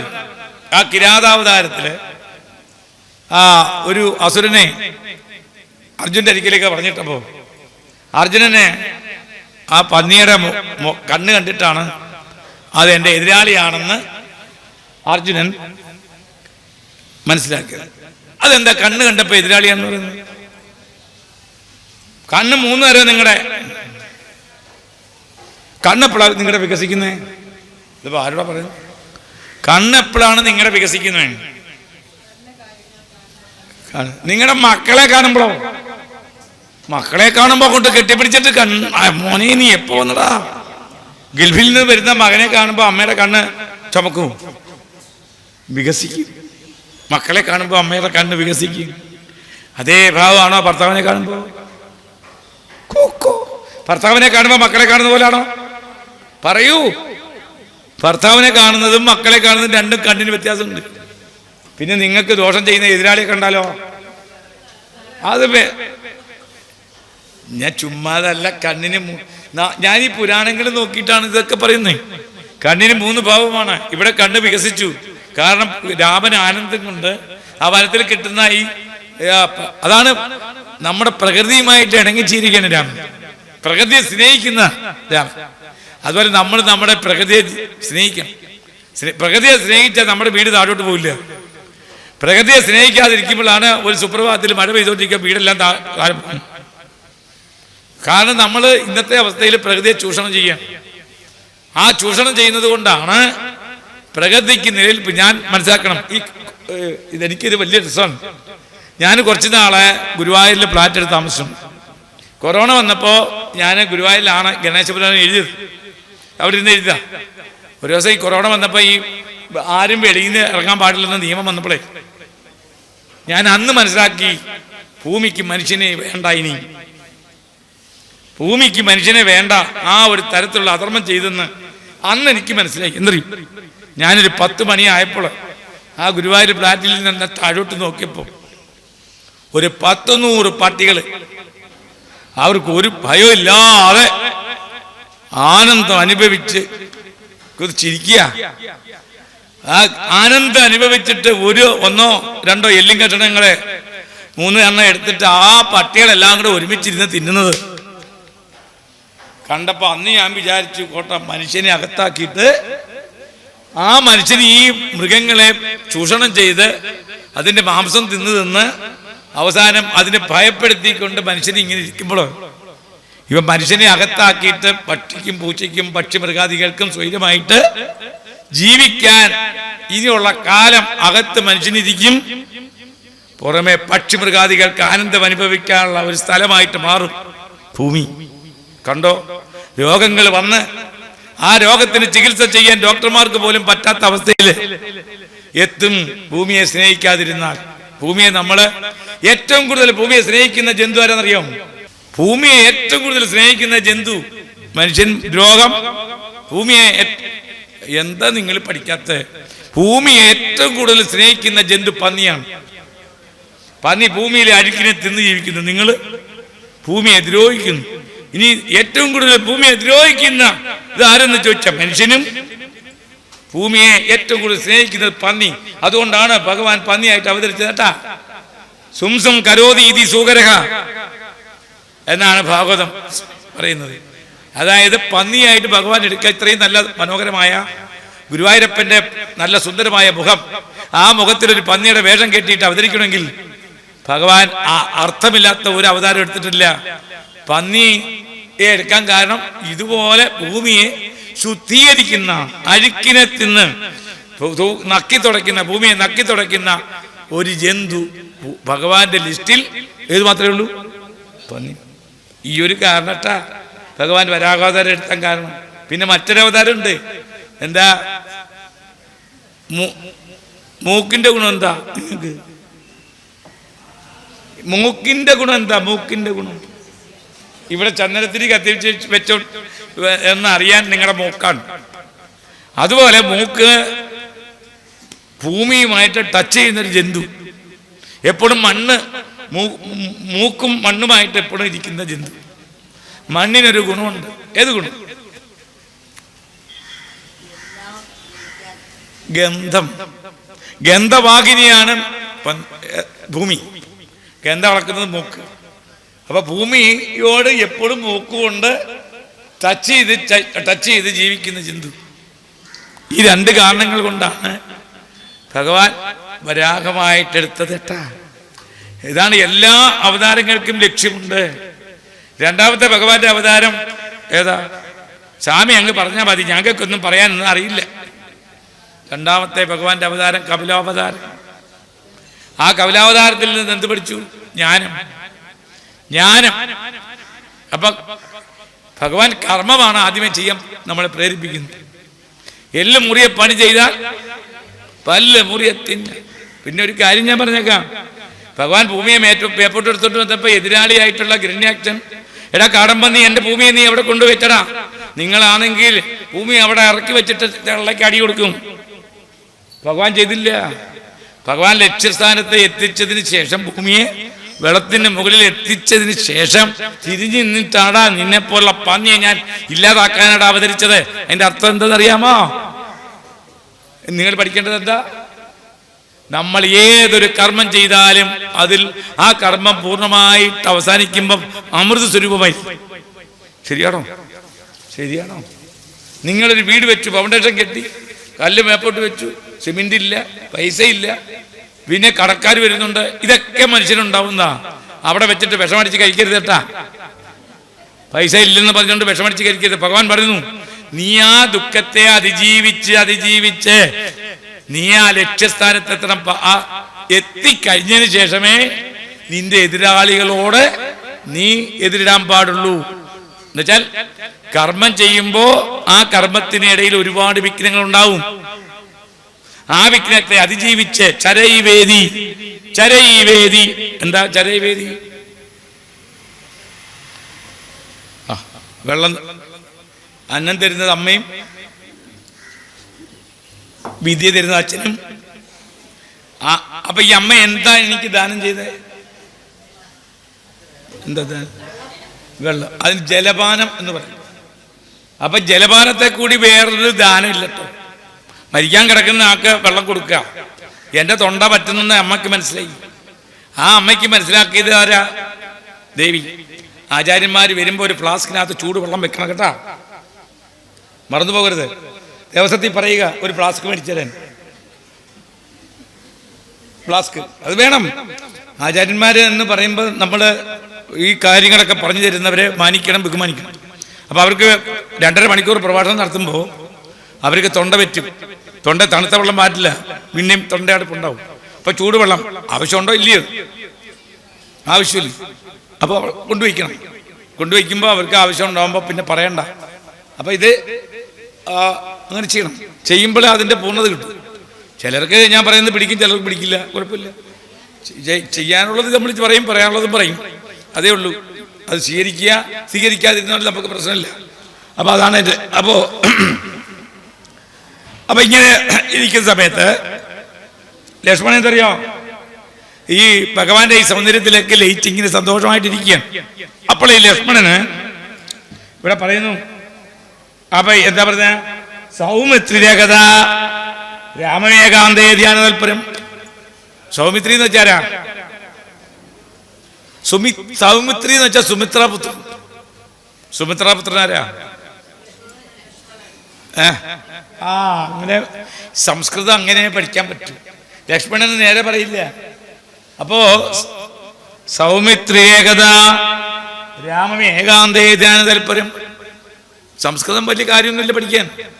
ഒരു ദിവസം ഏകാന്തത്തില് രാമൻ ഇങ്ങനെ ഇരിക്കുന്ന സമയത്ത് സുമിത്രയുടെ പുത്രനായിട്ടുള്ള ലക്ഷ്മണൻ ഏതാ സമാധി വിരമേ ഭക്തിയ പ്രണയാൽ വിനയാന്വിത അപ്രമീൽ ദേവ തേ വാക്യാൽ പൂർവോക്താൽ വിഗതോമ അനാദ്യ വിദ്യാസംഭൂത സംശയോ ഹൃദി സംസ്ഥിത.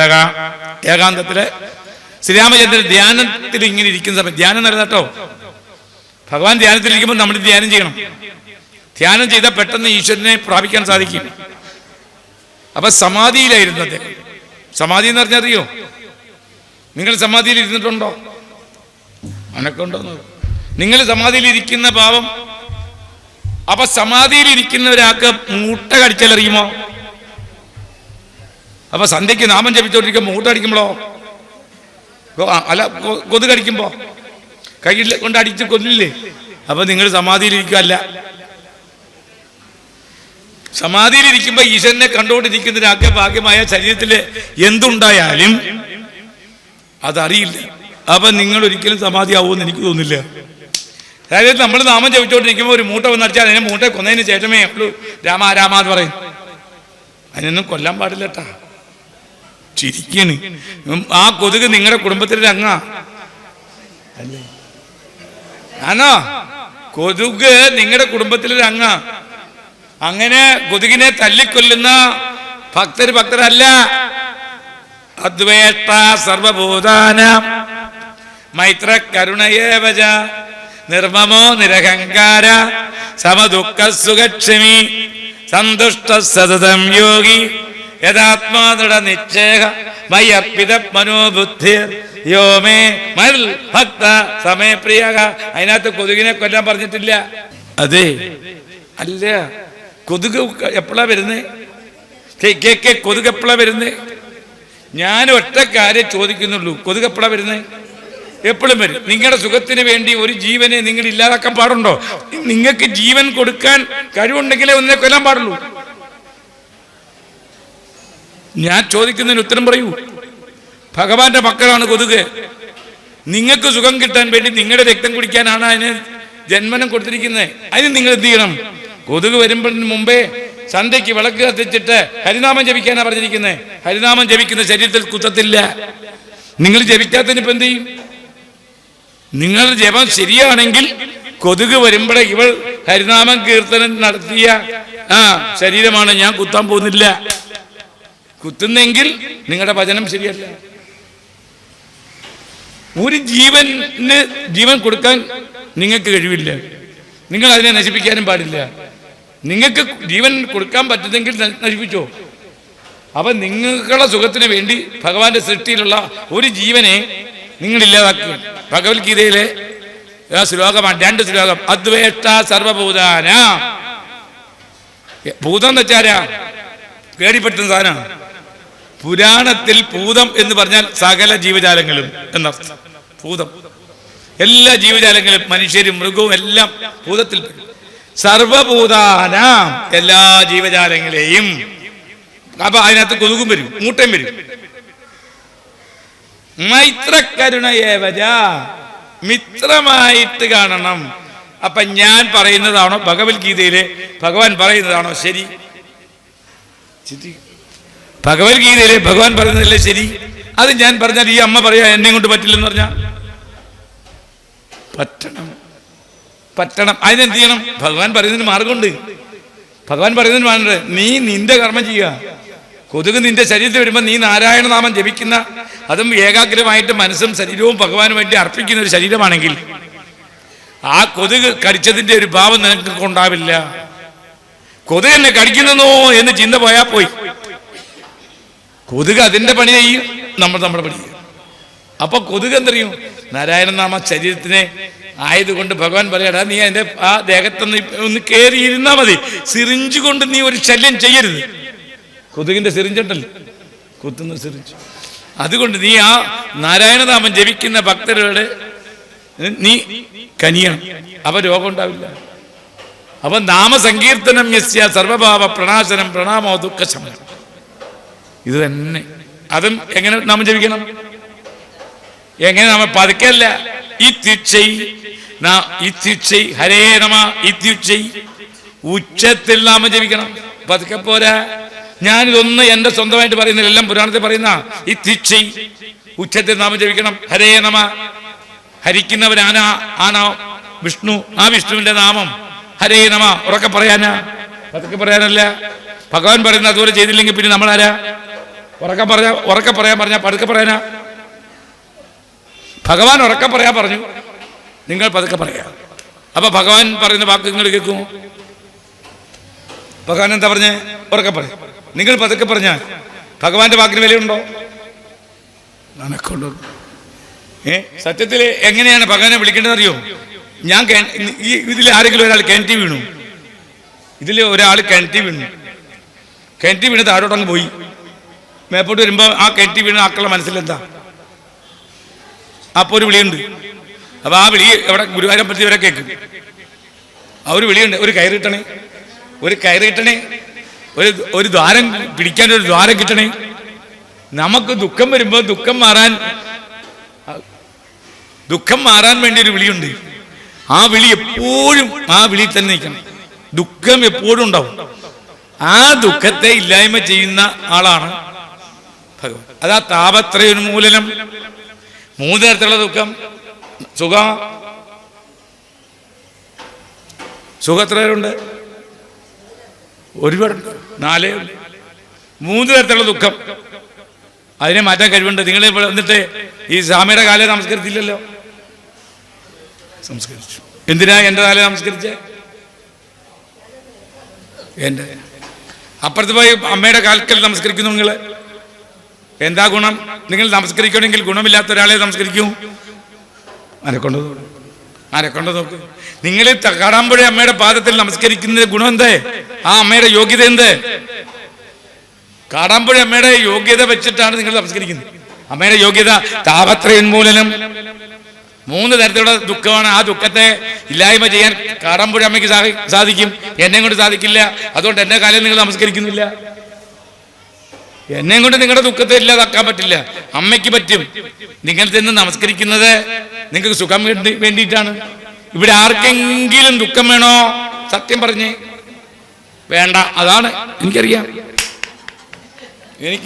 നിങ്ങൾ ദുഃഖം വേണ്ടാത്ത ആൾക്കാരാണ്. എന്നാ കുന്തിദേവി ഭാഗത്തിൽ ദുഃഖം വേണമെന്ന് പറയുന്നു. ഭാഗവത്തിൽ കുന്തിദേവിക്ക് ദുഃഖം വേണമെന്ന് പറഞ്ഞു, നിങ്ങൾക്ക് ദുഃഖം വേണ്ടെന്ന്. കുന്തിദേവി പറയുന്നത് പോലെ നിങ്ങളും അല്പമൊക്കെ ഒന്ന് പറയണേട്ടാ. നിങ്ങളെവിടെ വരുത്തണമെങ്കിൽ ചെവിക്ക് വേദനയും പല്ല് വേദനയും മുട്ടുവേദനയൊക്കെ അല്പമൊക്കെ വരണം. ഉണ്ടല്ലോ, അത് മാറാനാ അവിടെ വരുന്നത്. ഇല്ലാത്തൊരിഞ്ഞോട്ട് വരില്ല. എത്രയോ പ്രഭുക്കളുണ്ട്, അവർ വരില്ല. അവർക്കുള്ള ധനമുണ്ട്, അവരുടെ പണമുണ്ട്, സകലതുമുണ്ട്. ആ കാറുണ്ട്, ബംഗ്ലാവുണ്ട്, അത് ഒരിക്കലും നശിക്കില്ല. അതേപോലും ഇതെല്ലാം ഒരു നിമിഷം കൊണ്ട് ഒരു വയറ്റുവേദന ഉണ്ടായാൽ പോയി, അവന്റെ സകലവും നഷ്ടപ്പെട്ട് തെണ്ടിയാവും. അതാ മാളിക മുഖേറിയ മന്നന്റെ തോളിൽ മാറാപ്പ് കയറ്റുന്നതും ഭഗവാൻ. നോക്കിക്കോണം, പൊട്ടക്കണ്ണനെ കൊണ്ട് കണ്ണിന് കാഴ്ച കൊടുക്കാൻ ഭഗവാനെ കൊണ്ട് സാധിക്കും. പൊട്ടക്കണ്ണനെ രാജാവാക്കാൻ പറ്റും, കണ്ണിന് കാഴ്ച കൊടുക്കാൻ പറ്റും. ആ വലിയ വലിയ മഹാത്മാക്കളെ അഹങ്കരിക്കുന്നവരെ ദരിദ്രനാക്കാൻ ഭഗവാനെ കൊണ്ട് സാധിക്കും. മനസ്സിലാക്കണം, ഇതൊക്കെ ഭഗവാന്റെ കർമ്മമാണ്. അപ്പൊ നോക്കാം, അങ്ങനെ ഇരിക്കുന്ന സമയത്ത് ലക്ഷ്മണൻ ഭഗവാനോട് പറയണേ, എന്താ അറിയോ?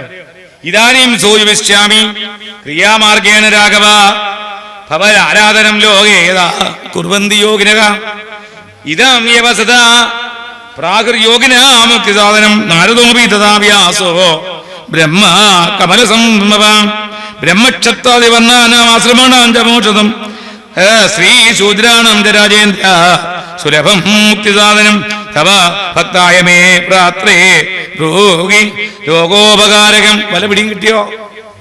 നിങ്ങൾ വായിക്കുന്ന രാമായണത്തിന്റെ മൂലഗ്രന്ഥമാണ്.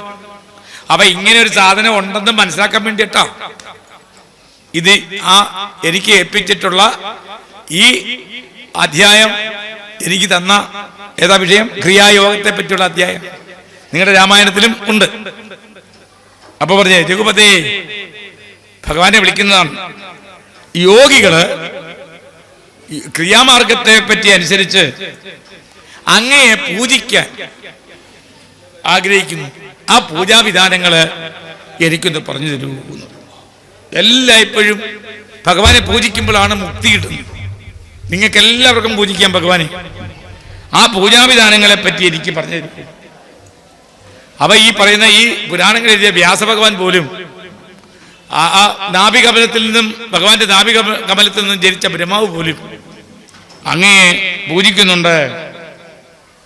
പക്ഷെ മോക്ഷം കിട്ടാൻ അർഹതയുള്ള എല്ലാവരും ഭഗവാനെ പൂജിക്കുന്നുണ്ട്. അങ്ങനെ തൃപ്പാദ ഭക്തനും അങ്ങയുടെ സഹോദരനുമായിട്ടുള്ള എന്നെ ഞാൻ ഈ പറഞ്ഞു തരുന്ന ഈ ക്രിയാമാർഗത്തെ എനിക്കിന്ന് ഉപദേശിച്ചു തന്ന എന്നെ ജ്ഞാനസ്വരൂപനാക്കണേ എന്ന് പറഞ്ഞുകൊണ്ട് ലക്ഷ്മണൻ ഈ രാമന്റെ പാദത്തില് നമസ്കരിച്ചു. ലക്ഷ്മണൻ എന്ന് പറയുന്ന ഒരു കഥാപാത്രം ഈ നാട്ടിലെ ഏതെങ്കിലും ഒരു വീട്ടില് അങ്ങനെ ലക്ഷ്മണനെ പോലെ ഒരു സഹോദരൻ ഉണ്ടെങ്കിൽ ആ വീട്ടിൽ ഏതെങ്കിലും തരത്തിൽ കലഹമുണ്ടോ? മനക്കുണ്ടോ? ഉണ്ടോ? സ്വന്തം ഒരമ്മയുടെ മകനായിട്ടല്ല ലക്ഷ്മണൻ. സ്വന്തം ഭാര്യയെ വീട്ടിലാക്കിക്കൊണ്ട് ജ്യേഷ്ഠന്റെ കാര്യത്തിന് വേണ്ടി പുറപ്പെടുന്ന ഒരു സഹോദരൻ ഈ നാട്ടിൽ എവിടെങ്കിലും ഉണ്ടോ? സ്വന്തം ഭാര്യയെ വീട്ടിലാക്കിയിട്ട് ഭാര്യയോട് പറഞ്ഞു 14 വർഷം ഞാൻ കഴിഞ്ഞേ വരൂ എന്ന് പറഞ്ഞാൽ നിങ്ങളായ ഭാര്യമാരാണെങ്കിൽ ഇപ്പൊ ചേട്ടൻ പോണ്ട, ചേട്ടൻ പോണ്ട, ചേട്ടന്റെ കൂടെ ഞാനും വരുവാന്ന് പറഞ്ഞുകൊണ്ട് ചേട്ടന്റെ മുണ്ടിൽ പിടിച്ചോണ്ട് നിങ്ങൾ പോവും. പക്ഷെ ഇവിടെ എന്താ പറഞ്ഞേ? അങ്ങ് പോയിട്ട് വരൂ. നോക്കിക്കണം, അങ്ങനെയുള്ള ആ ലക്ഷ്മണന്റെ ഭാര്യ എത്ര ധാർമ്മികമായിട്ടുള്ള കർമ്മം ചെയ്യുന്നവളാണ്. നിങ്ങൾ ഓരോരുത്തരും സീതയെ പോലെ ആവണം, നിങ്ങൾ ഓരോരുത്തരും രാമനെ പോലെ ആവണം. സീതയും രാമനും ഇതെല്ലാം നമ്മൾ തന്നെയാണ് കേട്ടോ. രാമായണത്തിന്റെ ഓരോ കഥാപാത്രവും നമ്മൾ ഓരോരുത്തരായിട്ട് കാണണം. രാമായണം ഭാഗ്യമായി ചിന്തിക്കരുത്. ജ്ഞാനസ്വരൂപമാണ് രാമായണം. അത് വേദാന്തമാണ്. ആ ലൗകിക ഭാഷയാണ്. ആദ്യമേ നിങ്ങൾ കഥ പഠിക്കണം. കഥ പഠിച്ചിട്ട് ആധ്യാത്മിക ഭാഷ പഠിക്കണം. ആധ്യാത്മിക ഭാഷ പഠിച്ചാൽ പിന്നെ സമാധി ഭാഷ പഠിക്കണം. ഇങ്ങനെ 3 തരത്തിൽ വേണം രാമായണത്തെ കാണാൻ. ഒന്ന് കഥ മനസ്സിലാക്കുക, അതെല്ലാവർക്കും അറിയാം. കഥയിലുള്ള ആധ്യാത്മിക തത്വം എന്ന് വെച്ചാൽ നിങ്ങൾ കുടുംബം വഹിക്കുന്നവരാണ്, കുടുംബസ്ഥരാണ്, അച്ഛനും അമ്മയും മക്കളും ഒക്കെ. അവര് എന്തറിയണം രാമായണത്തെ പറ്റി? ഒരു നിസ്സാര കാര്യം ഞാൻ പറയാം, അപ്പൊ നിങ്ങൾ ചിരിക്കരുത്. ദശരഥൻ എന്ന് പറയുന്ന ഒരു കഥാപാത്രം നിങ്ങളുടെ വീട്ടിലൊരു അംഗമാണ്. അങ്ങർക്ക് 3 ഭാര്യയും 4 മക്കളുണ്ട്. അങ്ങർക്ക് എപ്പോഴെങ്കിലും ഉറക്കം കിട്ടിയ ദിവസങ്ങൾ കാണുമോ? ചിരിക്കും. ഈ പരിസരത്തെങ്ങാണ് ഒരാൾക്ക് 3 ഭാര്യയും 4 മക്കളുമുള്ള ഒരു വീടുണ്ടെങ്കിൽ അങ്ങാർക്ക് എപ്പോഴെങ്കിലും ഉറങ്ങാൻ സാധിക്കുമെന്ന് ചോദിച്ചുള്ളൂ. ഞാൻ ചോദിച്ചതിന്റെ ഉത്തരം പറഞ്ഞാൽ മതി. അപ്പൊ രാമായണം അതിനെ ആധ്യാത്മിക ഭാഷയിൽ പഠിക്കുമ്പോൾ നിങ്ങളുടെ കുട്ടികളെ അടുത്തിരുത്തി വെച്ചിട്ട് ഇതുപോലെ ദശരഥനാവല്ലേ മക്കളെ എന്ന് ആൺമക്കൾക്ക് പറഞ്ഞു കൊടുക്കണം. ഏകപത്നി വ്രതം വേണം എന്ന് നമ്മൾ പറഞ്ഞു കൊടുക്കണം. രാമനാവണം. രാമൻ ഇതൊക്കെയാണ് രാമായണത്തിൽ. അത് രാമായണം നമ്മുടെ ഓരോരുത്തരുടെയും കഥയാണ്. നല്ലൊരു മനുഷ്യനെ വാർത്തെടുക്കാൻ എന്തൊക്കെ വേണമെന്നുള്ള ഗൈഡാണ് രാമായണം. രാമായണം എന്ന വാക്കിന്റെ അർത്ഥം ഇരുട്ട്. ഇരുട്ടിനെ ഇല്ലാതാക്കുന്നത് ജ്ഞാനം കൊണ്ട്. അജ്ഞാനമാകുന്ന ഇരുട്ടത് ജ്ഞാനമാകുന്ന രാമന്റെ കഥ കൊണ്ട് അജ്ഞാനത്തെ ഇല്ലാതാക്കുന്ന ഇതാണ് രാമായണം. അറിയോ? അപ്പൊ നമ്മൾ ഓരോരുത്തരും പുരുഷന്മാർ ആരാവണം? രാമനാവണം. അച്ഛന്റെ തെറ്റിനെ പറ്റി മക്കൾ പറഞ്ഞുകൊണ്ട് നടക്കരുത്. ലക്ഷ്മണൻ സ്വന്തം സഹോദരന്റെ അരിക്കല് ജ്യേഷ്ഠന്റെ അരിക്കൽ പറഞ്ഞു, അച്ഛനെ ഞാൻ പിടിച്ചു കെട്ടിയിട്ട് രാജ്യത്തിന്റെ അധികാരം കൊടുക്കാമെന്ന് പറഞ്ഞപ്പോ രാമൻ പറഞ്ഞു, വാപൊത്തടാ, നിന്റെ അച്ഛനല്ലേ, നിന്നെ സൃഷ്ടിച്ച ആളല്ലേ, ആ ആൾ തെറ്റ് ചെയ്താൽ നാട്ടിലോ ഉള്ളവരോട് പറയണോ? സമയമായോ? അതെന്താ ഇത്രയും സമയം നേരത്തെ വന്നിട്ടായ? അല്ല, ബെല്ലടിച്ചു കഴിഞ്ഞാൽ നിങ്ങൾക്ക് ചാപ്പാട് വേണ്ടേ? ചാപ്പാട് വേണ്ടേ? അല്ല, വിഷമമില്ലല്ലോ.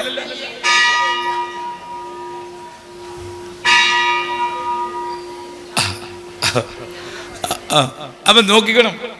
സീതയെ എടുത്ത് നോക്കി. സീതയെ എടുത്തു കഴിഞ്ഞാല് സീത മറ്റൊരു പുരുഷനെ ആഗ്രഹിക്കാത്ത ആളെന്ന് തീർത്ത് മനസ്സിലാക്കണം. വിവാഹം ചെയ്ത് കഴിഞ്ഞാൽ കള്ളന് കൂടിയനായാലും കഞ്ചാവ് കൂടിയനായാലും അല്ലാത്തവനായാലും അല്ലാതെ അത് അവസാനം വരെ കൊണ്ടു നടക്കണം കേട്ടാ. അവസാനം വരെ, മരിക്കുന്നത് വരെ അദ്ദേഹത്തിന് കൊണ്ടു നടക്കണം. അറിയോ? സീത അത്രമാത്രം രാമനെ സ്നേഹിക്കുന്ന ആളാണ്. പക്ഷെ മറ്റുള്ളവരുടെ മോഹം പോലും സീതയ്ക്ക് അറിയാം. എന്നിട്ട് പോലും ലക്ഷ്മണനോട് പറഞ്ഞിടാ, നിന്റെ മനസ്സിലുള്ളത് എനിക്കറിയാമെന്ന് പറഞ്ഞപ്പോഴും ലക്ഷ്മണൻ അമ്മയുടെ അരികിൽ ഒന്നും സംസാരിക്കാതെ സ്വന്തം അമ്മ പറഞ്ഞതനുസരിച്ച് പ്രവർത്തിച്ചതേ ഉള്ളൂ. പക്ഷെ എന്താ സംഭവം? ഒരു കാര്യം ഞാൻ നിങ്ങളോട് പറയാം. സീത നിങ്ങൾ എന്ന് പറയുന്ന കഥാപാത്രം ലക്ഷ്മി ദേവിയാണ്. ലക്ഷ്മി ദേവിക്ക് ഒരിക്കലും തെറ്റുപറ്റില്ല. പറ്റുമോ? ലക്ഷ്മി ദേവി ഒരു മനുഷ്യ സ്ത്രീയായിട്ട് അവതരിച്ചത് കൊണ്ടാണ് മനുഷ്യ സ്ത്രീക്കുണ്ടാവുന്ന നല്ലതും ചീത്തയും നമ്മളെ വെളിപ്പെടുത്തുന്നത്. പ്രത്യേകം ശ്രദ്ധിക്കുക. ലക്ഷ്മി ദേവി സീതയായിട്ട് അവതരിപ്പിക്കുന്നെങ്കിൽ സീതയെ നിങ്ങളെപ്പോലെ ഒരു സ്ത്രീയാണിട്ട് കാണണം കേട്ടോ. നിങ്ങളെപ്പോലെ ഒരു സ്ത്രീയാണ്. ആ സ്ത്രീയെപ്പോലെ കണ്ടെങ്കിൽ മാത്രമേ ആ സ്ത്രീക്കുണ്ടാവുന്ന തെറ്റിനെ പറ്റി നമ്മൾ ബോധമുള്ളവരാണ്. ഒന്നാമത്തെ പറയാം, നിങ്ങൾക്കും എനിക്കൊക്കെ വളരെ വളരെ ഓരോ പ്രശ്നങ്ങളിൽ നമ്മൾ ദുഃഖിക്കുമ്പോൾ നമ്മുടെ നാക്ക് നേരെയാവണം. ഞാൻ പറഞ്ഞത് തെറ്റണം. ദുഃഖങ്ങൾ വരുമ്പോൾ നമ്മുടെ പറയുന്ന വാക്ക് മറ്റുള്ളവർക്ക് വിഷമമുണ്ടാവുന്ന ഒരു വാക്കും പറയാൻ പാടില്ല. സത്യത്തിൽ യഥാർത്ഥമായി ദുഃഖമുണ്ട്, സഹിക്കാൻ വയ്യ. പക്ഷേ ദുഃഖിക്കുമ്പോൾ നമ്മൾ പറയുന്നത് മറ്റൊരാളെ, ഒരു തെറ്റും ചെയ്യാത്ത ഒരാളെ ദുഃഖിപ്പിച്ചാൽ അതിന്റെ പാപവും നമ്മളേക്കണം. ഇനി എവിടെയാ കഥയെന്ന് ഞാൻ പറയാം. എവിടെയാ കഥയെന്ന് പറയാം. ഒന്ന്, മാനിനെ അന്വേഷിച്ച് പോയില്ലേ ആര്? ഭാര്യ പറഞ്ഞ ഭർത്താവ് കേൾക്കും. അന്നത്തെ കാലത്ത്, ഇന്ന് കേൾക്കില്ല. അന്ന് പറഞ്ഞ് എനിക്ക് പൊന്മാനെ വേണം എന്ന് പറഞ്ഞ് പോയി.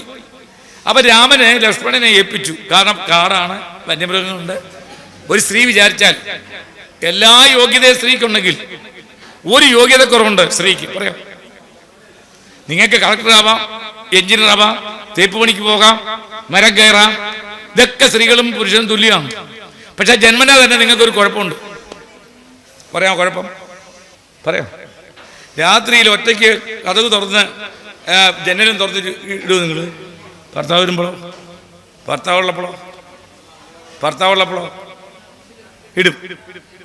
ഒറ്റയ്ക്ക് ആകുമ്പോൾ നിങ്ങൾ ഇടും. എന്താ കാരണം? പേടി. അതാണ് നിങ്ങൾക്ക് കുഴപ്പം. അതായത് മറ്റുള്ള പുരുഷനും സ്ത്രീയും ഒറ്റ വ്യത്യാസമേ ഉള്ളൂ. കാരണം അവരുടെ ശാരീരികമായ ശക്തി കുറവാണ്. പുരുഷനേക്കാൾ കുറവാണ് സ്ത്രീയുടെ ശക്തി. അതുകൊണ്ടാണ് രാമൻ ലക്ഷ്മണനെ ഏൽപ്പിച്ചത്. എവിടെ ഒരു സ്ത്രീയാണ്, കാട്ടുമൃഗങ്ങളൊക്കെ അത് നിങ്ങളാണ് കേട്ടോ. സത്യത്തിൽ സീതാദേവി ലക്ഷ്മി ദേവിയെ, ലക്ഷ്മി ദേവിക്ക് ഒന്നും സംഭവിക്കില്ല. ലക്ഷ്മി ദേവി നിങ്ങളെപ്പോലെ ഒരു മനുഷ്യ സ്ത്രീ ആയിട്ട് അവതരിക്കുകയാണ്, നാടകം അഭിനയിക്കുകയാണ് നിങ്ങളായിട്ട്. അത് മനസ്സിലാക്കണം. അല്ലാതെ സീത എന്ന് പറയുന്ന കഥാപാത്രത്തെ ലക്ഷ്മി ദേവിയായിട്ട് മനസ്സിൽ കാണുകയും ആ ലക്ഷ്മി ദേവി ഒരു മനുഷ്യ സ്ത്രീ, നമ്മളെപ്പോലെ ഒരു സ്ത്രീ ആന്ന് കണ്ടെങ്കിൽ മാത്രമേ രാമായണം നമുക്ക് രസത്തെ മനസ്സിലാക്കാൻ പറ്റും. അപ്പൊ ലക്ഷ്മി ദേവിയായ സീതാദേവി മനുഷ്യ സ്ത്രീയായിട്ട് അവതരിച്ചു. രാമനെ അതീതമായ സ്നേഹം, ഭർത്താവിനെ നല്ല ഭംഗിയായിട്ട് സ്നേഹിക്കുന്ന ഒരു സ്ത്രീക്ക് ഭർത്താവിനെ ഉപേക്ഷിക്കാൻ പറ്റുമോ? അനക്കൊണ്ടൊന്നും. സ്നേഹിക്കുന്ന ഭർത്താവിനെ ഏതെങ്കിലും ഒരു സ്ത്രീക്ക് ഉപേക്ഷിക്കാൻ പറ്റുമോ? എന്താ അനങ്ങാത്ത? ഉപേക്ഷിക്കാൻ പറ്റുന്നതാണോ? സ്നേഹിക്കുന്നെന്ന് ഞാൻ പറഞ്ഞു. അതുപോലെ പുരുഷനും. അതാണ് ശ്രീമദ് ഭാഗവത്തിലെ വൃത്താസുരൻ ഒരു ശ്ലോകം ചൊല്ലുന്നു. അജാതപക്ഷ മമ കാകരം തഥാ. ശ്രീമദ് ഭാഗവത്തിലെ ഭക്തിയെ പറ്റി പറയുന്ന ഒരു ശ്ലോകം.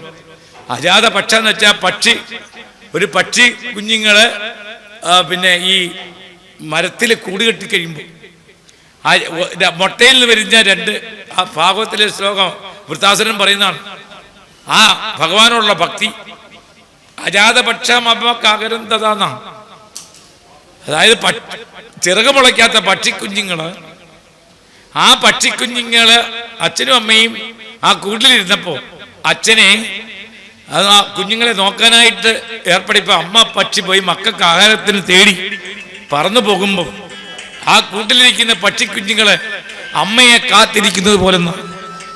അതുപോലെ ഗൾഫിൽ ജോലിയുള്ള ഭർത്താവ് 10 വർഷമായിട്ട് നാട്ടിൽ വരുന്നില്ലെങ്കിൽ ആ ഭാര്യയോട് പറയുകയാണ്, ഞാൻ 10ാമത്തെ വർഷം ഇത്രാം തീയതി ഇത്ര മണിക്ക് വരുമെന്ന് പറയുമ്പോൾ ആ ഭാര്യ തന്റെ ഭർത്താവിനെ കാത്തിരിക്കുന്ന ഭാര്യയെ പോലെന്നാണ് ഭക്തിയുടെ മഹത്വം. ആ ഭാര്യയെ പോലെ, അതേപോലുള്ള ഒരാളാണ് സീതാദേവി. രാമന്റെ മരണമുണ്ടായാൽ രാമന്റെ കൂടെ തന്നെ മരിക്കും. അപ്പൊ അവിടെ ഒരു കപടമായ ഭാവം ഉണ്ടായപ്പോ ലക്ഷ്മണന്റെ നാമത്തിൽ രാമന്റെ ശബ്ദം കേട്ടപ്പോ എന്താ പറഞ്ഞത്? ലക്ഷ്മണ, രാമേട്ടന് എന്തോ സംഭവിച്ചു. അതൊരു ഭാര്യയുടെ ധർമ്മം. ഭർത്താവിനെ എവിടെങ്കിലും ആപത്ത് വരുമ്പോ ഭാര്യയ്ക്കുണ്ടാക്കുന്ന വേദന. എന്നാൽ നല്ല കാര്യം പറഞ്ഞാൽ കേൾക്കണം. ലക്ഷ്മണൻ പറഞ്ഞു, എന്റെ ചേട്ടന് ആർക്കൊന്നും ചെയ്യാൻ പറ്റില്ല, വന്ന അമ്മ സമാധാനപ്പെട്. ഇതങ്ങോട്ട് കേട്ടപ്പോഴത്തേക്ക് ലക്ഷ്മണൻ പറഞ്ഞ വാക്ക് സീത കേട്ടോ? ഇല്ല. എടാ എനിക്കറിയാമടാ, നിന്റെ ജ്യേഷ്ഠന്റെ മരണം നീ കാത്തിരിക്കുകയാണ്. നിനക്കും ജ്യേഷ്ഠൻ മരിച്ചാൽ ഈ സൗന്ദര്യവതിയായിട്ടുള്ള എന്നെ ഭാര്യയായിട്ട് സ്വീകരിക്കാന്ന് പറഞ്ഞപ്പം ചെവി പൊത്തി. ഇന്നത്തെ കാലത്തുള്ള ചെറുപ്പക്കാരനാണെങ്കിൽ സീതയുടെ 2 ചള്ളയ്ക്കും അടിക്കും.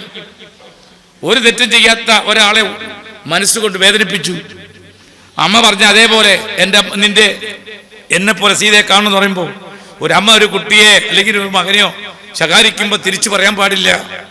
ലക്ഷ്മണനെ ചെള്ളക്കടിക്കാൻ പറ്റാത്തത് കൊണ്ടല്ല, നീ ഈ വാക്ക് കേൾക്കണ്ട എന്ന് പറഞ്ഞ് ചെവി പൊത്തിപ്പോയപ്പോ അവിടുന്ന് രാമൻ വരുമ്പോൾ സമയത്ത് ഒരൊറ്റ ചോദ്യം ചോദിച്ചു, നിന്നെ ഏൽപ്പിച്ച കാര്യം നീ എന്തുകൊണ്ട് ചെയ്തില്ല? അപ്പോഴാണ് പറഞ്ഞ ചേട്ടത്തി അമ്മ എനിക്ക് സഹിക്കാൻ വയ്യാത്ത ദുഃഖം ഏൽപ്പിച്ചെന്ന് പറഞ്ഞപ്പോ ആ ഒരു തെറ്റും ചെയ്യാത്ത ലക്ഷ്മണനെ ദുഃഖിപ്പിച്ചപ്പം അതിന്റെ ദുഃഖം എപ്പോഴാണ് മനസ്സിലാക്കിയത്? അവിടെ ശിംശുഭ വൃക്ഷത്തിൽ കാട്ടാള സ്ത്രീയുടെ ഇടയിൽ നിന്ന് ദുഃഖം അനുഭവിച്ചപ്പോ അവിടെ വെച്ച് പറയുന്നു, ഒരു തെറ്റും ചെയ്യാത്ത എന്റെ ഭർത്താവിന്റെ സഹോദരനായ ലക്ഷ്മണനെ ദുഃഖിപ്പിച്ചതിന്റെ ഫലമാണ് ഞാൻ ഈ അനുഭവിക്കുന്നതെന്ന് പറയുമ്പോ മനസ്സുകൊണ്ടും വാക്കുകൊണ്ടും കർമ്മം കൊണ്ടും നമ്മൾ അറിഞ്ഞ ഒരാളെ ദുഃഖിപ്പിക്കാൻ പാടില്ല. അങ്ങനെ ദുഃഖിപ്പിച്ചാൽ അതിന്റെ പാപം നമ്മൾ ഏക്കും. ഇങ്ങനെ പറഞ്ഞാ തീരാത്ത കഥാഗോളങ്ങള്, ഒരു വർഷം ഇരുന്ന് പറഞ്ഞാലും തീരാത്ത ആ കഥാഗോളങ്ങളാണ് രാമായണം. രാമായണം എന്ന ഈ കാവ്യം, അത് ഓരോ വരികളും പഠിക്കുമ്പോഴാണ് അതിന്റെ രസം നമുക്ക് മനസ്സിലാക്കുന്നത്. എത്ര നല്ലൊരു മനുഷ്യനെ, നല്ലൊരു ഈശ്വരഭക്തനെ വാർത്തെടുക്കാൻ പറ്റിയ ഒരു ഗൈഡാണ് ഹിന്ദുക്കൾക്ക് കിട്ടിയത്. പക്ഷേ കഥയല്ല, ആ കഥ വായിക്കാനല്ല നമുക്ക് പറഞ്ഞിരിക്കുന്നത്. ആ കഥയുടെ ഓരോ വരികളിൽ തത്വങ്ങളുണ്ട്, നമ്മൾ ചെയ്യേണ്ടതുണ്ട്, ചെയ്യേണ്ടാത്തതുണ്ട്. അതിനെ വേർതിരിച്ച് ജീവിതത്തിൽ കൊണ്ടുപോകുന്നതാണ് രാമായണം വായിക്കുന്നതിൻ്റെ അല്ലെങ്കിൽ പാരായണം ചെയ്തതിൻ്റെ മഹത്വം. അതിൽ പറഞ്ഞിരിക്കുന്ന കാര്യങ്ങൾ ചെയ്യേണ്ടതും ചെയ്യേണ്ടാത്തതും. ഞാൻ പറഞ്ഞില്ലയോ, ദശരഥൻ എന്ന കഥാപാത്രം 3 ഭാര്യമാരെ വിവാഹം ചെയ്യാൻ പാടുണ്ടോ? ഒറ്റ ഭാര്യയിൽ 4 മക്കളുണ്ടെങ്കിൽ അവിടെ ഏത് മകനെയോ മകളെയോ ആ ഒരു അധികാരം കൊടുക്കുന്നതുകൊണ്ട് ആരെങ്കിലും എതിർക്കുമോ? പിന്നെ ദശരഥനെ പറ്റി പറയുവാണെങ്കിൽ ദശരഥന് സ്വന്തം തീരുമാനത്തിന് എതിര് നിൽക്കാൻ ആളില്ല, ഒരു ചിന്ത തെറ്റ്. നമ്മൾ ഏതൊരു കർമ്മം ചെയ്താലും അതിനെതിര് നമ്മളെ നോക്കി നിൽക്കുന്ന ആൾക്കാരുണ്ടെന്ന് മനസ്സിലാക്കണം. ഏത് പ്രവൃത്തി ചെയ്താലും ഒരു കുടുംബത്തിലൊരു പ്രശ്നം ഉണ്ടെങ്കിൽ അറിയേണ്ടവരെ അറിയിക്കണം. ആ ഗൃഹനാഥൻ മാത്രം വിചാരിച്ചാൽ ഞാൻ പറയുന്ന വാക്കുകൾ ആരെയും എതിർക്കില്ലെന്ന് പറഞ്ഞ തെറ്റ്. അങ്ങനെ ജീവിച്ചത് കൊണ്ടാണ് ഈ ഭാര്യമാരൊക്കെ എനിക്ക് അനുകൂലമായിട്ട് വരും. ആരും എതിരുണ്ടാവില്ല. എതിർത്താൽ തന്നെ അവരെ ഇല്ലാതാക്കാൻ എനിക്ക് കഴിയും.